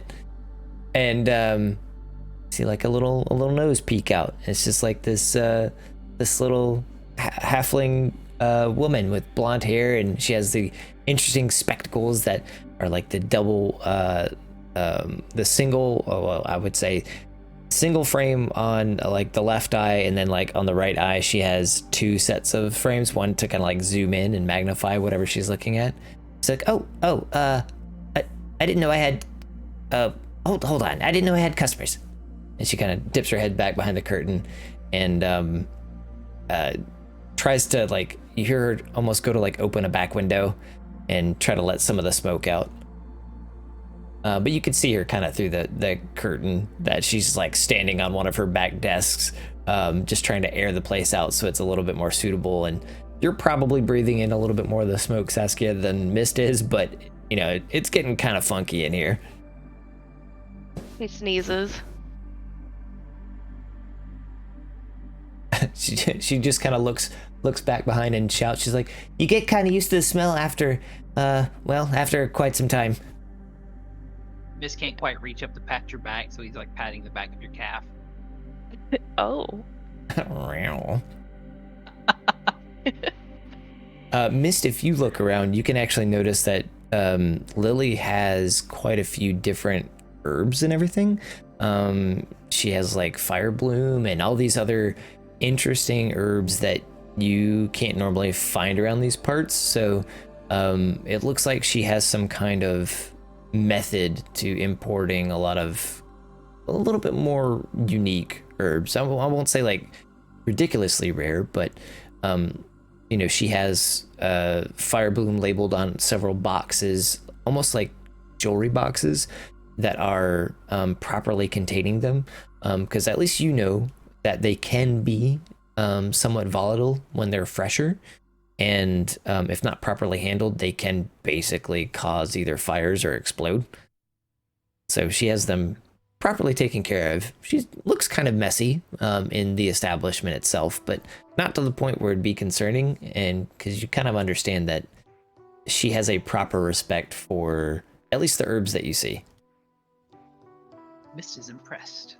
Mist has maybe found a new supplier for things.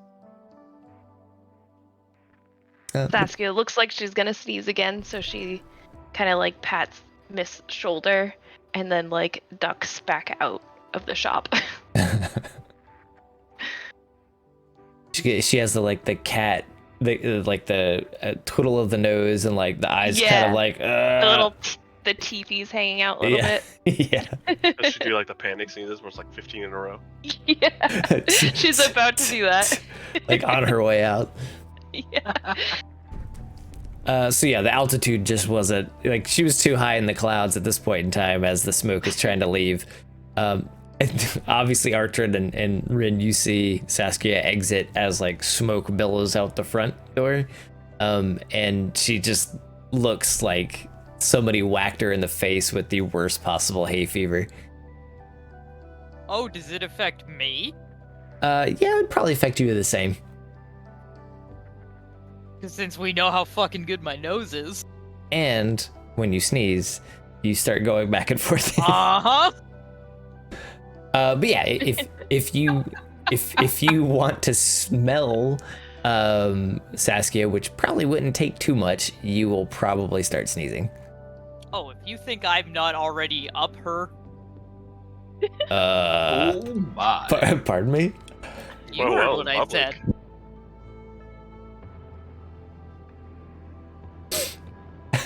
With that, We all for know that, how you found animals all- smell each other. Come on. yeah. Mm-hmm. And the art for that can be found on the OnlyFans site. Yeah. I'm gonna include that in the Solace singles calendar. Does it smell like good though? Not Like no re- gunpowder, right? Yeah, it would basically be like smelly, like acrid gunpowdery. Okay, but what did the stuff that I was smelling before smell like the stuff we found in the last session? That was a different smell altogether. The other stuff that you smelled, was kind of like more magical. Oh, I thought this place would smell magical too. It smells more, well, it would if it weren't for the fact that it smells like gunpowder. Okay, let's do this. Evens, I go in the shop because I'm like, ooh, smells. Odds, I'm like, ooh, no. Odds, you break out into a sneezing fit with your cousin? Question mark? Well, it's a 19, so I guess that's what happens. That's no fun. People are watching as you Yep. fit sneeze with Saskia. But they're more questioning you because you're shifting in and out of yeah. person form. Want to look around and see, Sometimes is there, more, is there, like, sometimes less. are there, like hanging sheets anywhere or anything like laundry? Not here. I mean, there's a I mean, there's like there's no carpet makers or clothes shops or anything? not near Lily. There's like Dang it. she has like a small paddock for like some farm animals for resources just in case, but there's no like tailor or anything like that nearby, at least in the immediate area. So nothing I could use to cover her up at least a little bit? Unless you're going into someone else's business. Does Yeah, the probably. crowd get a saving throw for if they think it's a bit or not, and start throwing some coins out for a performance? I mean, if someone wants to roll charisma to try to convince them, but I think the two people out there that would try to roll would be Saskia, who is bad at charisma, and I think Archard's not that great at charisma either. No, I am not. So, you can try to convince people if you want, but I don't know how well it's gonna go. I would like to roll charisma. Okay, fuck it, go for it, dude.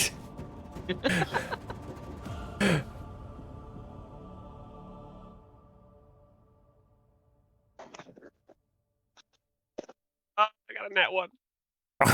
Oh no. And I have a -1 to charisma. Oh my god. Okay, we'll get into that in a second. Let me go back to Mist. As the little auger starts to air out a bit more and it gets a little bit more breezy, it doesn't really affect you too much, but most of the smoke is either billowing out the nearby chimney or heading out the window that Lily opened up. And she comes back around to the front desk. She has some stairs that go a little bit above everyone else, so it's a little bit more elevated for you than what would be normal height.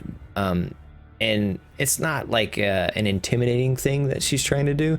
Most of the time, when she has people in the shop, probably going to be people that are taller than her. So really, the steps that are leading up to that front counter usually put her at least a little bit closer to eye to eye with the person that she's talking to. So she's not really used to talking to individuals that are at least roughly her height. So she climbs to the top of her little stairs that lead up to the front desk, and she's like, hold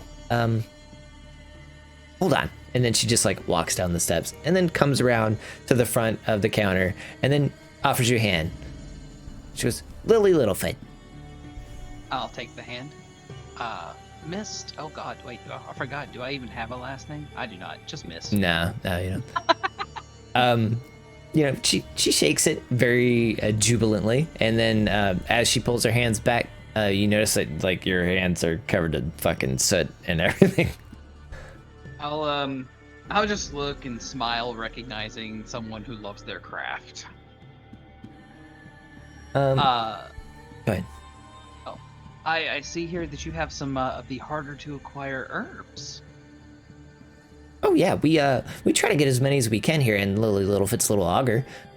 You know, whatever rare finds that we can have for any kind of herbs and spices and anything that you can do. I'm just really trying to get everything in stock as much as I can so the people of Solace can get whatever they need to make whatever they want. Just gonna nod. Go, okay, I'm gonna have to take note of this for the future. I run the Mossy Cleft, and I like to make a lot of teas and other things that can be consumed. I'd love to have some other more rare stock to spruce up the place. But that's not what I'm here for today. Actually, today, what do you have in the way of first aid that I can take with us? We're about to go out of town for a few days. You see, she like does the whole ponder face, puts her like forefinger to her lips and goes, well, let me check my inventory. And then she like runs around back to the stairs that climb the front desk, and then she has like a book that's nearby, and she kind of like slams it through, and it's a very sizable book, even big for what would be like a humanoid size. And she just starts kind of like going through the pages, and you hear her murmuring like, not that would be like tangleroot, no, that's not good for healing. Oh, what about the, no, I think that will just do worse. Thorns, no, not thorns. And she's just kind of like going on and on and on over all these different herbs that she has in stock, or at least what seems to be like a running inventory. And then she kind of smacks her finger on the paper and says, maybe this. Then she goes over, climbs down, and looks for a box that is clearly labeled as like, give me 1 second. Thank you, Cypher. You throw me off here. Basically, like it says soothing on the top of it. And essentially, she opens it up, and it looks to be like an equivalent to like aloe. And you kind of recognize it for what it is on your end. That you know that it can be brewed to basically be made into like a potion with medicinal qualities. Okay. And she just goes, I think you could use this right here. You should be able to brew this. And I have my father's notes, but I'm embarrassed to say this, but I'm not really like an expert alchemist like my father used to be. But I'm studying, so once you come back, maybe I'll be better. But right now, I can give you the herbs if you think you could brew them yourself. I think that may be possible. How much of the herb, and how much would you charge for it? Let's see. And then she kind of like puts her eyeglasses above her head into her hair to kind of pull it back, and she kind of ponders a little bit more. She goes, well, it really all depends on how many you buy. If you buy a lot, I can sell them for you at least a little bit decent pricing, but I don't have a tremendous amount right now. How about if I sell you all the majority of the portions that I have, because I want to make sure that I have enough for people that come around and need any kind of medical attention right now. What if I sell you about like 5 or 6 sizable pieces, and you give me a gold? Can do. I pull out a gold. I pull out a second piece of gold, and I'll put it down and go, if you have anything fascinating or rare that comes in, just send word to me over at the Mossy Cleft, and I would love to come and take a look at your stock here and there.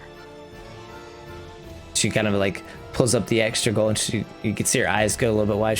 She just like smiles and nods at you. Oh yeah, I will, I promise. All right. And she runs off and grabs like the box, and she takes out the remainder that would need to be kept to just kind of like facilitate normal business, and then she gives you the rest, which would be obviously the 5 pieces and the box to kind of contain it in as well. Thanks for the raid, Cypher. I appreciate it, man. I see you have Fire Bloom up here. How much do you sell the Fire Bloom for?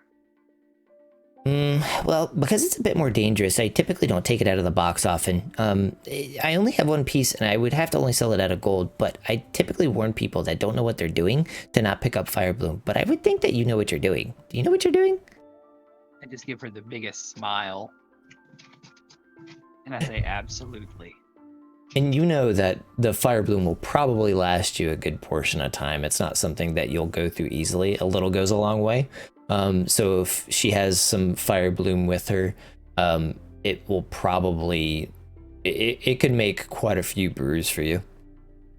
Awesome. Because I'm actually considering a potential way to weaponize that. Could that be turned into something similar to, say, Alchemist Fire? Yeah. Awesome. You may have to use more for that because it needs to be a bit more potent than obviously if it's being ingested, it's almost like you're taking shavings as like a spice, but Right. The Fire Bloom itself, you can make it into something like Alchemist Fire, but it would be just a little bit more than what you would be using for something that you would normally ingest. That's fair. How much do you have? You said in a gold apiece? She only has one Fire Bloom at this point in time. Okay. Well, So- that's fair enough. That comes through not as regular as some of the other herbs. Fair enough. One Fire Bloom, one gold, and I will happily hand that over. Okay. So I mean, you, even if it's not enough to make something now, that could make a nice tea later. yeah, I mean, you would assume you're pretty confident that you could use it for a couple of things. Maybe I would say three mixtures of something, but you would have to sit down and see how successful you are with like on your rolls, basically. Do you have any spare vials by chance that I could purchase from you? She goes, oh yeah. And they would only be like, maybe, I don't know, like a couple of bronze a piece. It wouldn't be that much. But if you need to buy a bunch, she could sell you in bulk. Sure. Like if there's 10 or so, I'll just buy a whole pack of 10 kind of thing. Yeah. She has a few that comes through. And they're pretty sealed, not really dusty or anything. But she could sell you like 10 for a silver. Will do. Add 10 vials, just so while we're on the road, I might could try to make something out of this stuff. And she just asks, do you need anything else?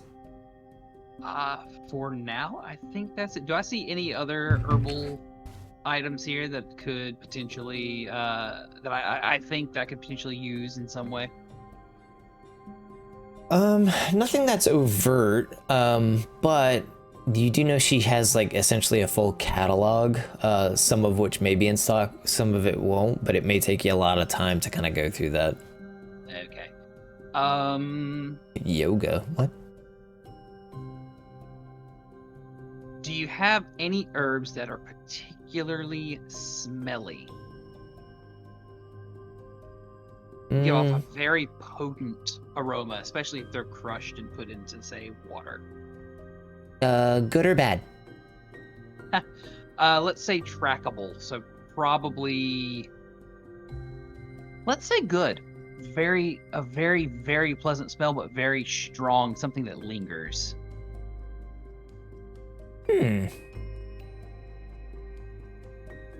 She goes in, like, takes a look at her book again. Well, there's this elderwood shavings that I have. If you tend to like rub it with a knife and scrape off the bark and get down deep into the actual meat of the wood, it tends to have a very pleasant flavor, almost a very like rose-like aroma, but even stronger. I'll take it. She hands it over, and it's probably just another silver. I would say it's relatively common. Fair enough. Silver it is. All right. Thanks, Graham. And I thank you for all of your supplies. Hopefully we'll be able to do business in the future. And your arms are full, but she still tries to like shake your hands anyway. She's like, come back, please. Of course, of course. Miss will turn around and he'll try to walk through the door. It'll probably be a struggle, but you could do it. You're balancing everything, and you know the vials jiggle a little bit. You're basically coming out to a scene where there is a Rinrin who is constantly shapeshifting, Saskia who is sneezing incessantly as well because of all this like gunpowdery smell in her nose. Artrin not panicking, but trying to do his best to de-escalate what would be a scene that has been created because of these two individuals either sneezing and or turning into a woman in a harness on a leash. It's like Cowcat Bear. But this large crowd has gathered, and there seems to be some guards meandering this way. Like, what is going on right now? Why is there a disturbance over by this shop? And you basically just see all this happening right now. So I want to see if this works. The elder wood that I just bought. I want to set my things down, take and scrape just a little bit of like the shaving off of it, just the tiniest little bit, and kind of rub it into a handkerchief and kind of give it to Saskia to see if that kind of the different smell can help cleanse the nose a little bit. Okay, Saskia, go ahead and roll we'll say it's a Constitution save. And we'll see what happens here.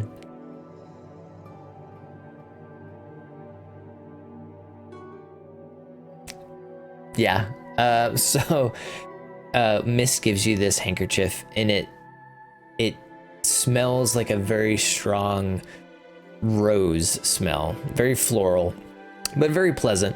And you notice that the gunpowder isn't as strong, and you kind of come to your senses a little bit more and more now, as opposed to having all this like dust and particulates that just smell horrid. They tend to be flushed from your system, so you're not really, you're just a little sniffly, but you're not sneezing anymore. Where once fluffed up fur kind of like settles back down a little bit. Thank you, Mist. And she goes to try to help him with all the packages that he got. I want to, while I'm watching poor Rin have this wonderful act going on, I want to try and do the same thing. All right, Ren. You say Constitution? Yes, please. I also got a 20. 18 plus 2. All right. Well, you seem to have control not only over your nasal passages, but also your shapeshifting now.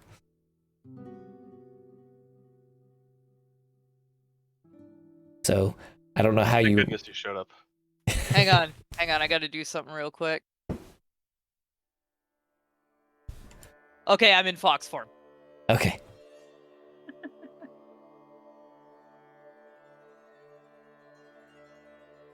I'll turn back and go back to my things and thank Saskia. Thank you for helping and like help organize my stuff into my pack so we can get back on our way.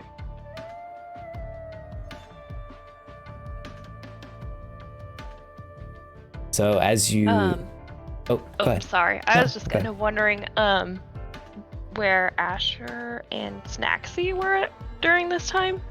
I think they were. Were they both, together? I think they were both still back at the Mossy Cleft at this point. Okay. I'm gonna There's a small bored rat sitting there, tired, and just growing more and more agitated, just sitting around here. I just sneezed the one brain cell I have out. So I'm gonna be like, help! And try to go help them, but probably just hinder.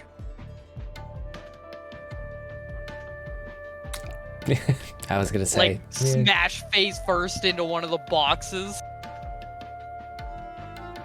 I think maybe Saskia would have, like, almost like anticipated that happening, and that's why she tried to help him so quickly to get it all gathered together. Miss, do you have the fire bloom on you, or is it one of the boxes that Sasuke is helping with? The fire bloom will be on me. Okay. Because I know it could go boom. It was only one of them. So that would be on me and a little bit more protected. I know that was a leading question, but I had to ask. Otherwise, I was gonna make her roll again. I knew where you were going. Because my other thought too is if we're in fox form, I might want to come up to Rin and be like, and hands up, like pick me up, let me ride, kind of thing, just to see what happens. Yeah. Uppies. Uppies. I like get down on all fours, and so he can ride me like I'm just like an animal. Because I've been waiting to use this as a distraction for if Rin comes up to me and I'm like, I have carrying stuff to basically be like, uppies, help. I can imagine Miss go, up please. Do you want to be just like hanging off my harness or up on my shoulders? Ooh, I'm gonna say Miss didn't really have you decide. Well, in that case, he Where just did you took put too him? long. Nope, too late. I'm not a patient person. I grab you by the legs, throw you on my shoulders, and start running around at top speed. Before you can even grab my face to hold on, so you're like flying backwards while I just hold on to your legs. Well, Archer and Sasuke, you see this scene as they just run off towards the Mossy Cleft. I assume from far away as I come in and out, you just hear.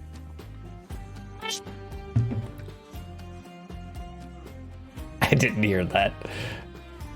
Just like him going just like past, just being like. Meow. Also, I'm just hanging on. I'm sorry. Go ahead. I was gonna say, he still has a fire bloom on him, and shaken up and stirred, or Well, I will prevent them from, I guess, face planting unless that happens. No, I have a very high dexterity, thank you. I mean, that's fair. As we're just going, you hear Miss go, grab my pie. I'll just grab Yeah, it. grab. Yeah, we'll just. Okay. I'm already taking off back to the bathhouse. We're gone. The two adults have to get the rest of this shit.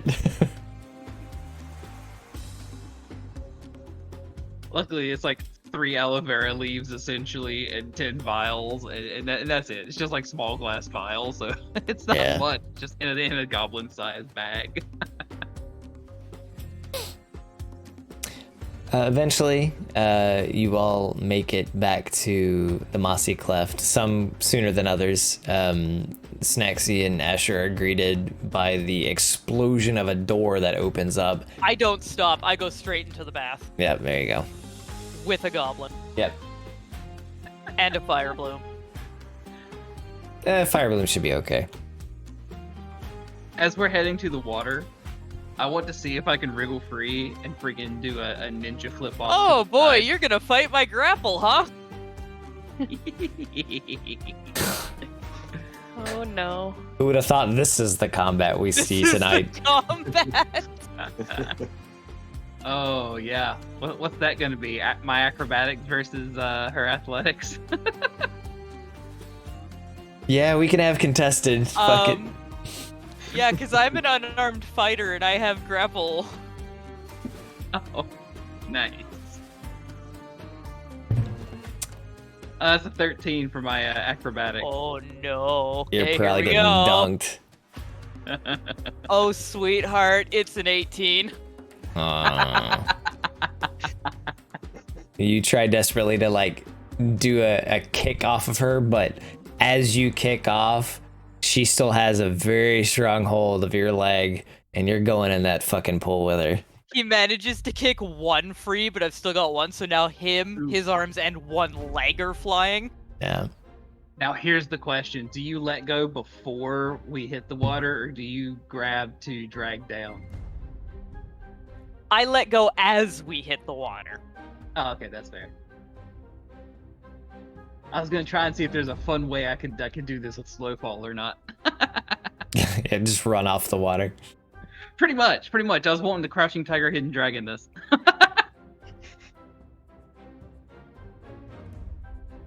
Well, as long as she's not like dragging you down to the depths like a fucking sinking vessel. I would let go as like basically as soon as we splash in. Yeah, like going for a cannonball. Yeah, exactly. Okay, nice. That's fine. I I get want wet. to come around the corner and be like, you guys watch out for like the 12 main grates under there. We don't talk about the 12 million grades. Wait, about the what? Don't worry about it. When Oh no! Now I remember. Brady was deciding. Now I remember. Yeah, I was there. Oh shit.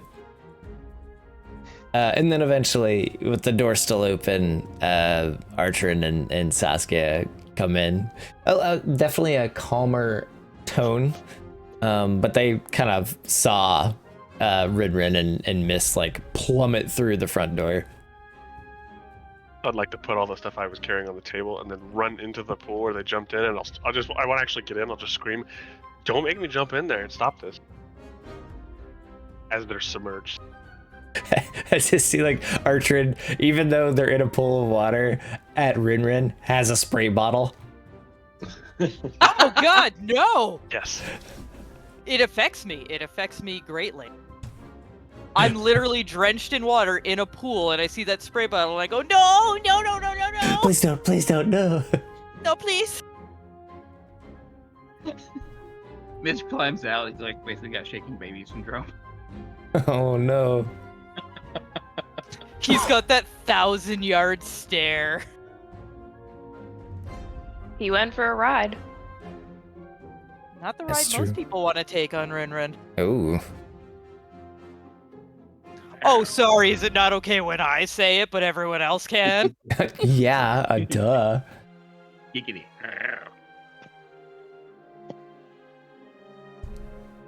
Bye, Epic.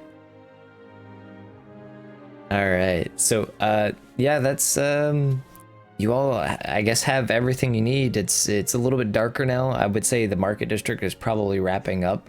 There's still some shops that stay open a little bit later, kind of like yours, but for the most part, it's starting to, sun's getting a little bit deeper into the horizon. It's starting to be dusk, probably within the next 20-30 minutes. Did we Alright. close down business while we're gone? Yeah, you can, or you could roll the dice, so to speak, and see how the kobolds fare. I was about to say, do we have a B team? That is your B team. I think it would be best to say we're closing down for like a super scrubbing, like to clean the pools. Deep cleaning.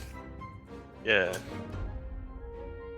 So what's the kobold that walks around with the clipboard and like the drawings and stuff and commands the other ones? I have still yet to give them a name, but we need to give her a name. I think it's a her. I just Susie. want to be like, I trust her. She's sturdy kobold. She got this. Karen. I was feel like- name with Karen. Yeah, and I don't Alright. go near her. She doesn't play. No, she draws pictures of you playing. It's level 9. That's when we can run across water. Damn. Oh, good. I What, get as to a monk? dunk you for a long time. All right, I made her a character. Fuck. It's, Will she be in Solace Singles as well? Ugh, please don't say that. Can we make her in kobold care? Oh. New merch available on the store, everybody. It is the Saucy Singles. It is a spicy calendar of the people of Seorsum. The ladies of Seorzia. I have been literally talking about singles of solace and like thirst. We need the men and the women. Yeah, thirst trapping some fucking characters and something like that. I want to get like, I guess it professionally done up or something. I don't know. I may have to pay some of you guys to do that shit for me. But no kobold gear, please. Don't do this to me. That's the OnlyFans version. Yeah. I think there's a whole subgenre that would pour money into some saucy beastie love. God, and I know furry artists too. Damn it. This would be easy to do. I do too. Yeah, I might be one of them. Yeah, I could tell by your art. Listen.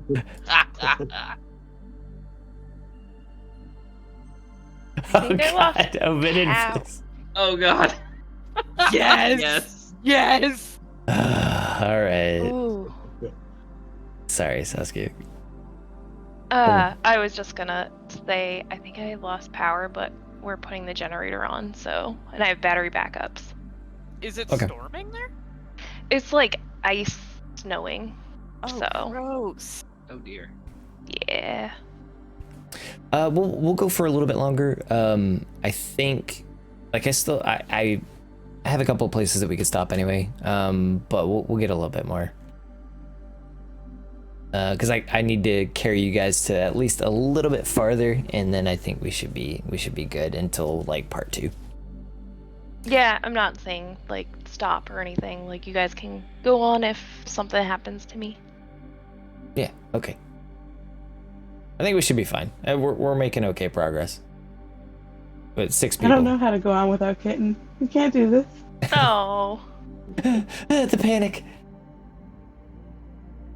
So yeah, obviously it's starting to get darker. If everybody has their stuff, you can start making your way outside of town if you wanted to meet up with the caravan. So whose weapons I need to carry? Is it just Rinrin's axe? I think so.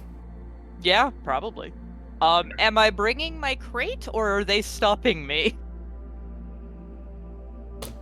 I can't answer that. That is up for your fellows here. On one hand, we could use her as like, a pack mule and just stuff in her crate and put it out so she could sleep in it. Well, that, or we could say that's what we're transporting and like, she's. Well, see, here's the merchandise? thing. It's an open top crate. So basically, I just have it over my head holding it. Fucking Solid Snake style. All you'd see is just legs walking around and hitting things because I can't see shit. I'll say if Mr. Rat King still had that cart, we can just put that on there and have her pull it. And Yeah, did he give us back the card or just the crate? He didn't give a shit about the card. Oh, okay. Like, I mean, you I got. was like, how That means did we just have the leave card it. too. Yeah, you can have the card. He just wanted the contents. Let's have her pull the cart. She can keep her crate in it. Yeah, I think we should give her a job of hauling the cart. Strap it to me! That's a Your long job. trek. She's a strong girl. Yeah. So, Snacksy, does Rat King still have the cart, and can we have it for this mission that you Oh no, need? we have the cart. Oh, I thought he still had it. Because No, we just left. he said he didn't give a shit, so we have it. Oh, I didn't know if like we would still have to go get it though. No, I We'd would have probably brought it have back it on with the premise. crate. Nah, you could have taken it back with you. Like Yeah. RK only cared about the contents of the. Yeah, so I would crates. have brought it when I brought the crate. I would have brought it on the cart and then removed the crate and just left the cart, fucking wherever. I don't know what you guys did with it.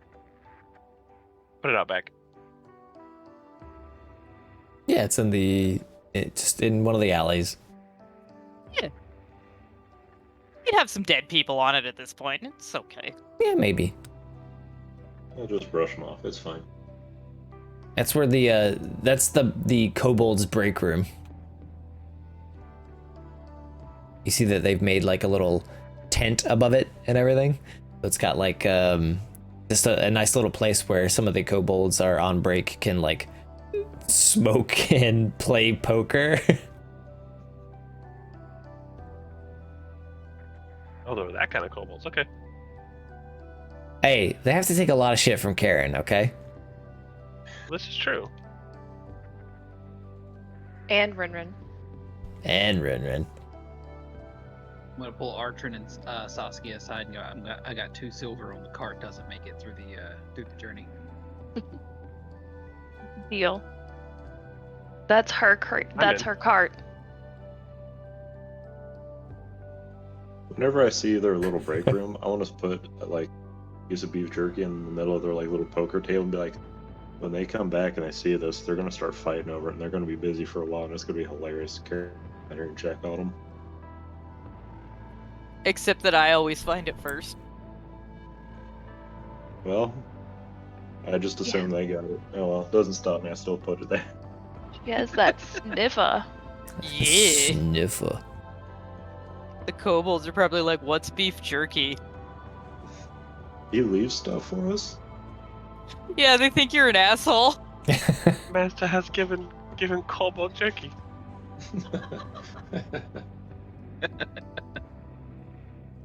But obviously, you can take the cart. You can kind of load up and then head Yeah, out. and then I can carry our stuff for us. And you guys, get in the crate. I don't know if everybody's gonna be able to fit there. Okay, fine. Mist can be on my shoulders again. I was about to say Mist can fit in the crate. Yeah. Mist will hop on the back and grab hold of the ears and use the ears to steer. Yes! Ooh, Ratatouille style. His Snaxy, name would is you- Rebby. Snaxy, would you like my shoulder to ride on? Yeah, yes I would. I should just walk over to you and won't even make a fuss about it because she's ready to go. She like gently lifts her up and puts her on her shoulder. Mist will give an approving nod to Snaxy. You guys want to race? No. No. Rin, when You we get a have head group start, of people Rin. to stay with. I'm gonna Okay. I'm gonna lean down it because I'm like right there at the head. Anyways, I'm gonna lean over into Rin's ear and go, "If we go too fast and bump too much, I explode." Or even something. I don't. Okay, out of character. That's exciting. I don't think that's gonna do what you think it's gonna do. Did you just issue a challenge to Rinrin? Oh God. I'm gonna say you're allowed to take that sentence back. Total party kill, everyone. All right, create new characters. Probably Whittle for is the the only best. survivor. In the other hand, I pull out another little satchel of catnip. Hanging from a stick in front of her. Oh God, And that's threw even all better. the big I ass was- mage I was armor. gonna say, don't give me that, because you guys will be like, "Okay, let's go," and then you'll TPK. realize I'm not with you, and I'm just staring off into space. All right, so as you all eventually make your way out, you get yourself basically to the eastern city limits, which is like right outside of the gates. You're somewhat used to going to this particular direction. Some of you are more used to it than others, but in the direction of like the Ministry District. So you're heading east. Across the Market District, across the almost across the big bridges that cross over into the Ministry District, but there's an exit kind of like on the eastern side of Solace that you can exit out of, where the majority of a lot of the trade comes in and out of. But you do notice that not too far from the gates, close enough, you can see that there are 2 covered wagons. They're relatively sturdy and reinforced, and they're actually waiting in a general vicinity of the exit with no like discernible markings. In the past, if you've seen them around town, which you probably have, there's some caravans that come through, or some wagons that have specific markings for stating that it's like solace materials, or maybe it belongs to a certain store or market or something of that nature, but there's no really any kind of discernible marks, and I think that's intentional, right? It's an effort to be as nondescript as possible with the goods that you're transporting, and it in the writ, it's heavily implied that these are humanitarian first aid stuff like that should be going to Trivium to show a little bit more support. Trivium, for those who don't know, is the main city of the half-elves, and half-elves are kind of like the stepchildren, basically, of the entire world. They don't really have a good place that they are 100% accepted in. They have to walk a fine line between a lot of different cultures, and it's typically pretty hard for them to try to find a place in the world. But Solace tends to show some support in some way, shape, or form by sending supplies once in a while, which is why that first caravan was presumably murked. But this second caravan is going that way. You notice that there are, well, let me see here, 1, 2, 3, 4, 5 people that are actually nearby on the like prepping the wagons to leave, but there's also a sixth one that kind of wanders nearby, and surprisingly enough, she's riding on a bear. It's not very common in these parts. I would say Artrin and Mist are vaguely familiar with almost like bear cavalry from the verdant areas, but that is nowhere, like it's very rare to see them in general, but it is never heard of on the western continent. Riding a bear, yep. But there's a younger orc girl that is riding a bear around the camp as well, and she seems to be conversing with everyone else that's there as well. So it seems as though she may be part of the party as well. But you're allowed to obviously wander up and introduce yourself to the other individuals that are there. You already have their names, but it would be good obviously to be have your introductions and kind of get to know every individual there, which you're able to do in your leisure time. But I'll go over the kind of the generals right now. You have the leader of the caravan, I guess you would say. Her name is Hilda Ironhand. She is a mountain dwarf, and she is actually very adept at some blacksmithing. So if anything metal breaks along the way, she should be able to help kind of like repair those types of items. Like especially with the carts, if something metal tends to break, she should be good to repair that. She is the wife of another individual that's there, we'll get to later. But you tend to see the husband and wife duo very affectionate to one another. She doesn't, let me see, she's honestly gruff but fairly gregarious whenever she like introduces herself, and tends to talk with people, but honestly, on the whole, very friendly. The next person you notice is actually, his name is Tariq Al-Hakim. He is a human, but he is a, I'm trying to think. You would have noticed this. Actually, everybody in here would have probably noticed this. He's a Lord of the Fall priest. So if you remember that seasonal event that you saw where it was basically an individual individualized almost like sessions of reverence and whatnot at these graves and these mausoleums, this individual is a priest of kind of like that celebration of the natural flow of life, of life beginning and ending, but he's also the cook. So he probably is going to be very long-winded when it comes to his belief structure, as is evident when he greets you and he basically makes all these praises to the Lord of the Fall. But he seems to have very like soft features and gentle tones. He generally seems fairly pleasant. You have a Kethrilia Moonwhisper, who's an elf from the eastern continent of Rilma. So she is mostly from an area that is very heavily deserted. It's got a lot of desert areas. Desert. Not two S's, one S. She is seemingly a healer and an herbalist as well.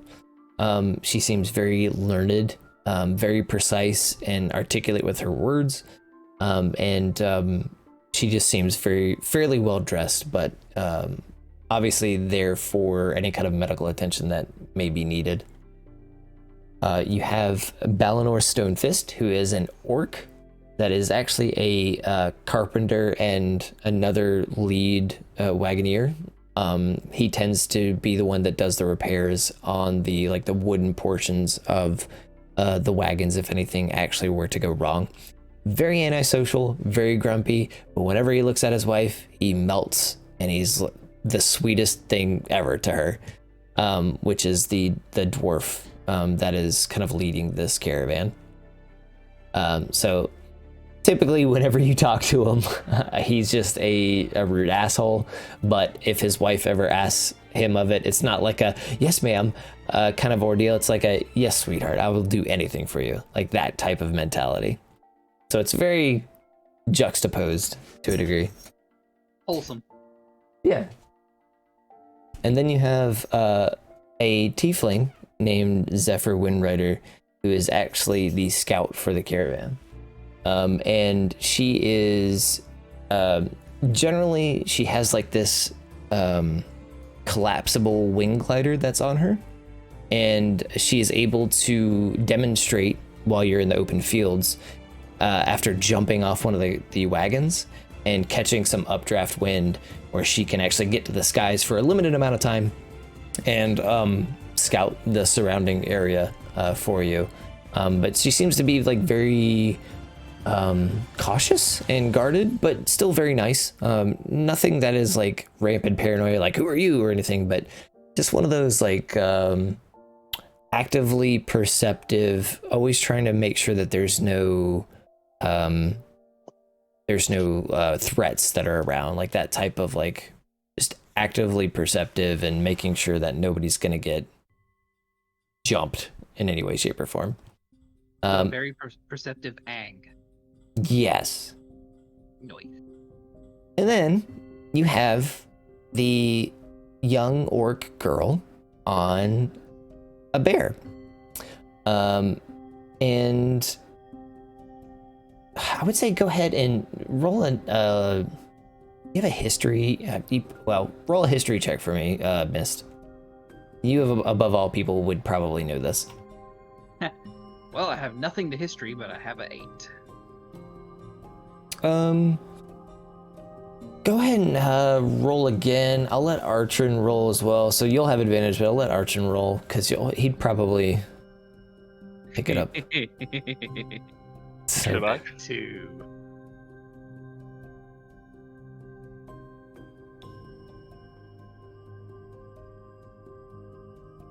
You roll so poopily. Yeah, I got you. God. Well, I would say, Mist, you do remember at some point in time during your studies at like some of the verdant schoolyards that there was like a bear rider cavalry that was very pervasive in the past, but you're not entirely sure of the details. You just know that essentially your peoples tended to befriend large beasts in some way, shape, or form and use them as cavalry units. But this girl is way too young. Like, there would be no real logical explanation as to how she would be utilizing this bear in any kind of like manner that you would assume she should be accustomed to. I would Go I ahead. would definitely introduce myself to her, and because I would be very curious. As you approach her, she introduces herself as Jory, and her bear friend as Nump. She has essentially two spiky shields on her that are actually affixed to her bear friend Nump, and she's fairly chipper, and definitely just wants to seem like she's being friends. And she was let on this particular caravan by one of the others, the caravan leader, because they wanted to be her friend, basically. At least that's how she's saying it. I mean, if I had a friend that was a bear, I think I'd want to be the bear's bestie's friend as well. Yeah, she's always, for the most part, riding her bear, and she's more than happy to, if not very insistent, on introducing herself to everybody, despite the fact that maybe not everybody else in the caravan is willing to do that. But I'm staring wide-eyed and like you know those like big starry eyes at Yeah. the bear. oh, He's spiky like me. if you smell enough, it's actually a she. He's spiky like me. She's my best friend. I go talk to the bear. You can actually talk to the animals, right? Yes. She, in her own tone, greets you, and you can sense that it's not that there is any kind of like regality to her voice, but there is definitely like a very strong motherly feel to how she responds to you. Like, Matronly. yes, and you've probably not encountered too much of it except for maybe when you were at home. I definitely did not when I was at home. Okay, well then this is definitely a new feeling for you. It whereas maybe some of your friends or family members have been very judgmental to you in the past, she feels like she's not judgmental. She lets you speak at your own pace and isn't really judging you in any way, shape, or form whenever you do say something. I am immediately in love with my new mom. Rin gets adopted, Ark. But in her own bear way, she goes in to say that this is my child, more or less. And you're not entirely sure if she means it literally, but she feels as if Jory, the little orc girl, is her child, is her cub. Oh, my sister. She just kind of like motherly laughs and it's like, okay, if I should go meet my sister. So I go up to Orc Child. you've never met another person as equally cheerful as you. This is the best day of my life. So yes, it's like, hi, I'm Jory. Hey, how are you? Hi! You're my sister. I'm Rin Rin. Oh, did Nump say that? Yes. Oh, okay. You know how, like, when Tails spins his tails and, like, you can't even see the tail? Yeah, That's what mine's doing right now. gotcha. Yeah, obviously you can make friends. Jory's like, hey, introduce me to everyone else. I want to be their friends too. Okay.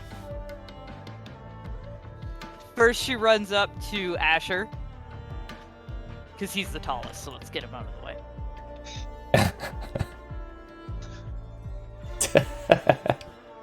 This is Asher. He makes yummy meat. sure would turn around after putting the leather working gear and stuff in the box and other instruments for it. Turn around and be like, hey, yeah, I'm a leather worker. I do some meats on the side. So You should ask him for treats. They're so good. I would offer one anyways. Just be like, okay, and break off a little piece for Ren, and break off a piece for I forget the old young orc's name, but break a piece off for her, and introduce myself. Like, you know, we're just looking to try and get across, take our business, you know, wherever we're going. She just kind of like holds her hand out for the beef jerky and tastes it, and she's like, thank you, and then she kind of like skips off with Rin to the next person. Yep. We go up to Archerin. I'm like, he gives the best butt scritches. I don't think that's something everyone enjoys, Rin, but okay. And Jory just goes, Num sometimes likes butt scritches.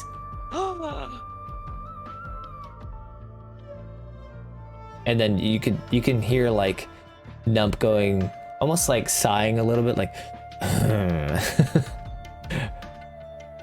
but she still allows it. Yep, well, good to know. I have a little friend of my own that enjoys that sometimes. I bring out Whittle and kind of introduce him as well. Yeah. I didn't know he was coming with us. Yay! Always, he's my little buddy. Nope, gives him a couple of sniffs, and then like you could see her just like lick the side of his face, so like all of his hair is like all spitted and just up on its end now. Oh, okay. And I'll take a little piece of my cloth and just kind of like wipe him off a little bit, fix his little armor. And now Whittle has the 1,000-yard stare. Yeah, he's Then a I little run more up. disturbed. Stared into the void. Then I run up to Mist and I pick him up by the feet and hold him upside down. This is my gobble friend. He likes it when I run with him. Hi. She just kind of stares, and it's very interesting. She has a very, I guess I should like describe her a little bit more. Upon looking at her, she definitely has a unique skin pigment. It's almost like, so she does have a base green color to her skin, like most verdant do. But she does also have some what would almost be like vitiligo, where it's like a more yellow or like a lighter yellow across certain portions of like her face and her arms. But she's obviously very young. Like for an orc child, she's still very, very young. And you notice this just from having exposure, obviously, to all sorts of verdant children in your days. Okay, do I know like if that's a particular condition of some kind that should be worried about, or like if she would be okay, or if it's just like a pigmentation thing, like a birthmark? It's just like a birthmark pigmentation thing. Nothing really to be worried about. But she, Gotcha. holds out her hand. I tried to shake the hand, assuming I'm not shaking at the same time. You are still upside down, yes. I shake the hand upside down, and I act like this doesn't faze me at all. And I go, "Nice to meet you, Jory. How did you meet?" Well, I'll ask questions later. You should meet everybody else. Okay, and she skips off. And then I drop him because I saved the best for last. And I go running up to Saskia and Snacksy. I assume Snacksy's still on her shoulder. Yeah, I think so. And I go, This is my cousin Saskia. Cuts for slow fall. Saskia nods her head towards the girl and said, "Hello, I'm Saskia Fenharel." He kind of gives you a sniff. And then she's like, You're like me. He's the best. She kind of like cocks her head a little bit, curious. You like being out here. Oh, yes. This is my home. Out here. I think that's why they let me come. I want to be their friends, but I really think that's why they let me come too. She smiles and says, "I'm glad you're coming with us." I'm like standing next to her, just vibrating. George just like nods and nods and nods. And then once they're finally done, I'm like, "This is Snacksy," and I like point up and like jump because I'm so short.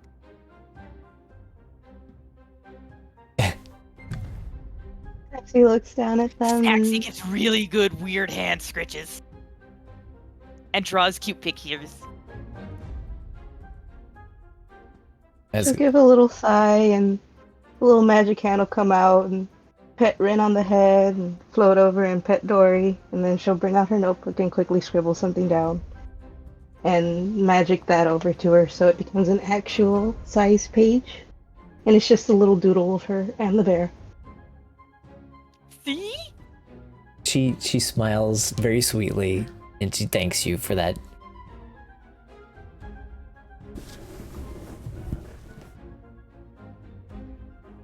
Just, Snacksy will shrug and just kind of, keep sitting there. She's definitely like a dirty child. She has been living in the wilderness for a while.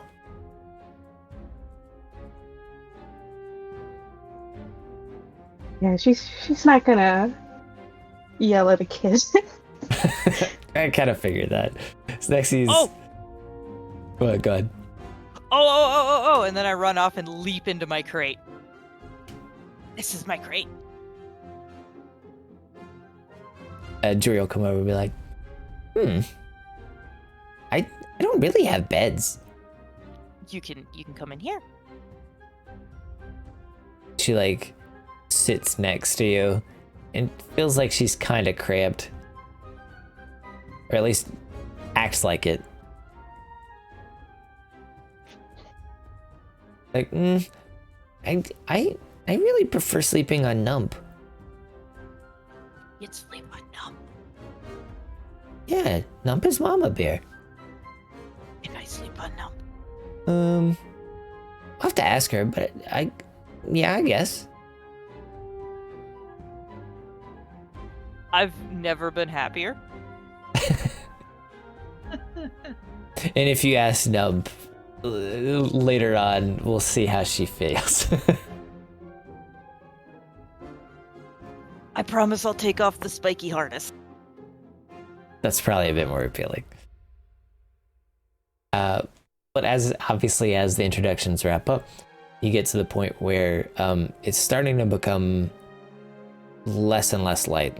The sunlight is cresting over the horizon, and it's looking like it should be time to head out. So Hilda, in her best leadership voice, asks if everyone can gather around and get into, basically find yourself a position that you can join in. Everybody's already been debriefed about the situation, and they know who you are for the most part, and why you're there. So you can pile into any of the carts that you want. Hilda, she'll be piloting one. Her husband will be piloting another, and then Rin still has her cart too. That Yes. it is what it is. But maybe Nump can help with that from time to time. Nump can get in the cart.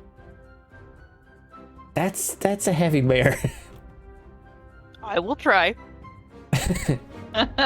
We'll see. We'll see.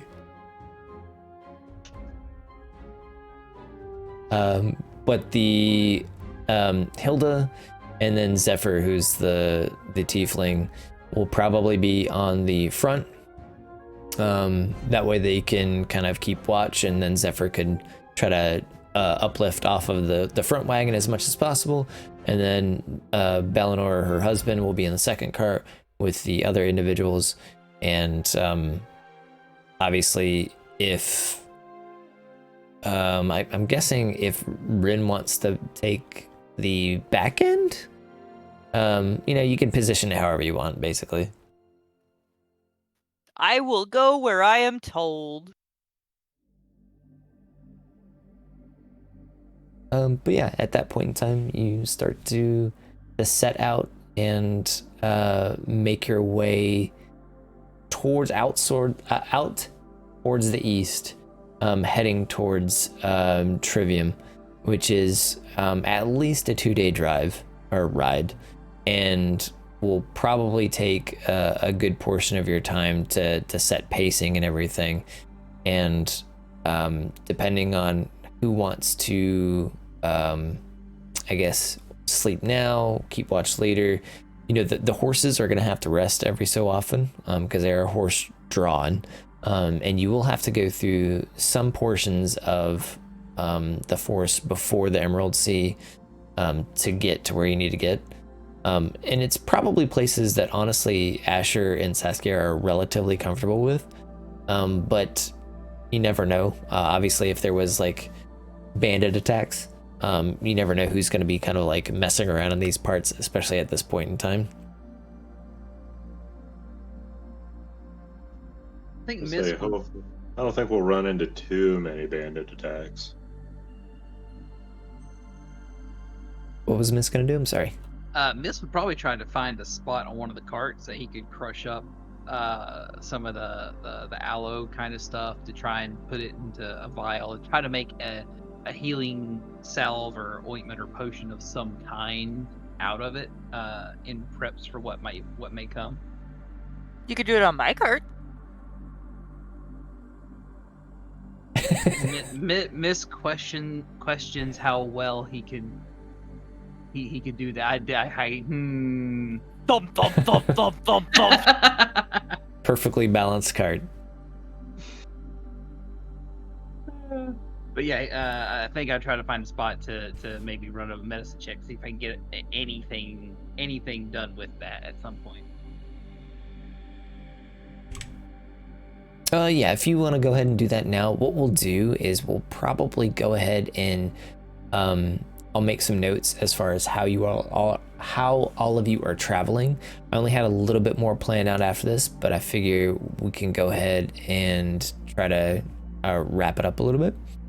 But if we want to go ahead and do some rolls or do some positioning, you all tell me what you'd be doing, at least on the majority of the first night before break. And then our next play session, we can start getting into some more meat and potatoes of things, because I did have a few more things planned, but I figure it's kind of getting there. So I guess, Mist, if you want to go ahead and roll. Oh, you got it. Jeebus, man. I think you could do that on my cart with that roll. Yeah, for real.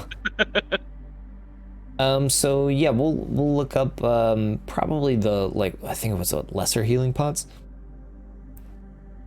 Sure. Yeah, you can make the equivalent, like an equivalent batch for 5 of them, because you had It's 5 lowest. pieces of aloe, right?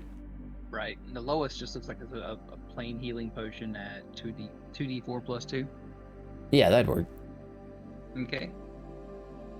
So I could make a full batch of 5 then. Mm-hmm.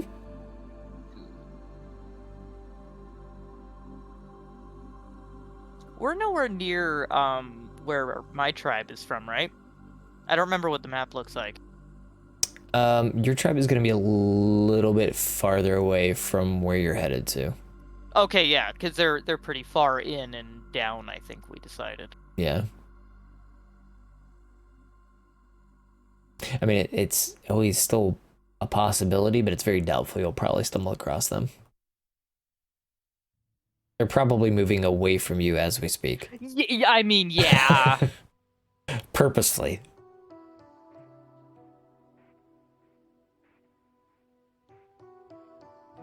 It's like the Green Man in the Wheel of Time, except this time it's anyone who's not with me can find it.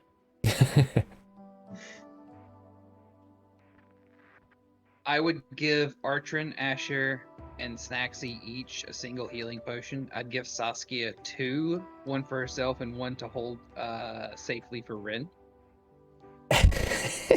What? It's almost like you think I have no pockets. I mean, that's fair.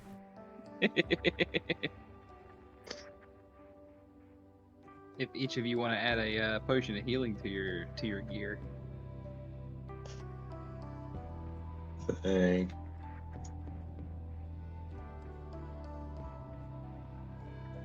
I'm gonna roll something real quick, just so I know what I have for next time.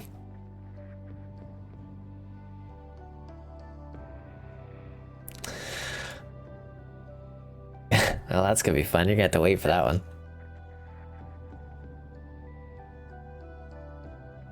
Should we be scared? Always.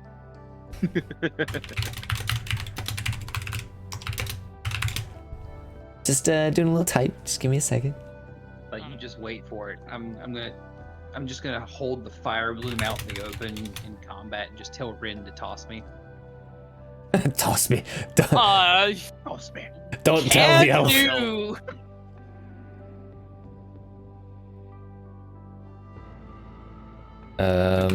Rin, play one half of fetch. Toss me. Throw me like one of your play toys.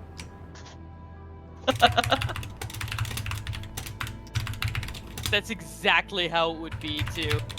I'd come flying at him, grab him by the nape of the neck, like by his clothing with my teeth, and just whip him in the air. So as you all are, making your way farther and farther away from Solace, you can start to see it. The ambient light from a city just kind of like emboldens the sky to some degree, but you start to go farther and farther and farther down the path, and even into some woods and some clearings, and it just starts to fade away, and it just reinforces that you're getting farther and farther away from that civilization that you've probably been in for quite some time now. For some of you, it may be concerning. For others, it may actually be comforting.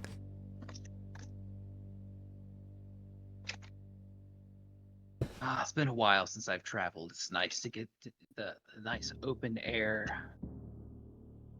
I would agree. The Yeah, it stars in wasn't the that long sky. for me. I was out here for like 4 years looking for Saskia. Jeez.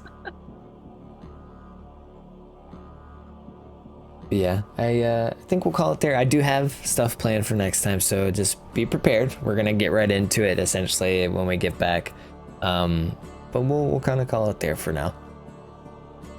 Sounds good. Sweet. Rock and roll.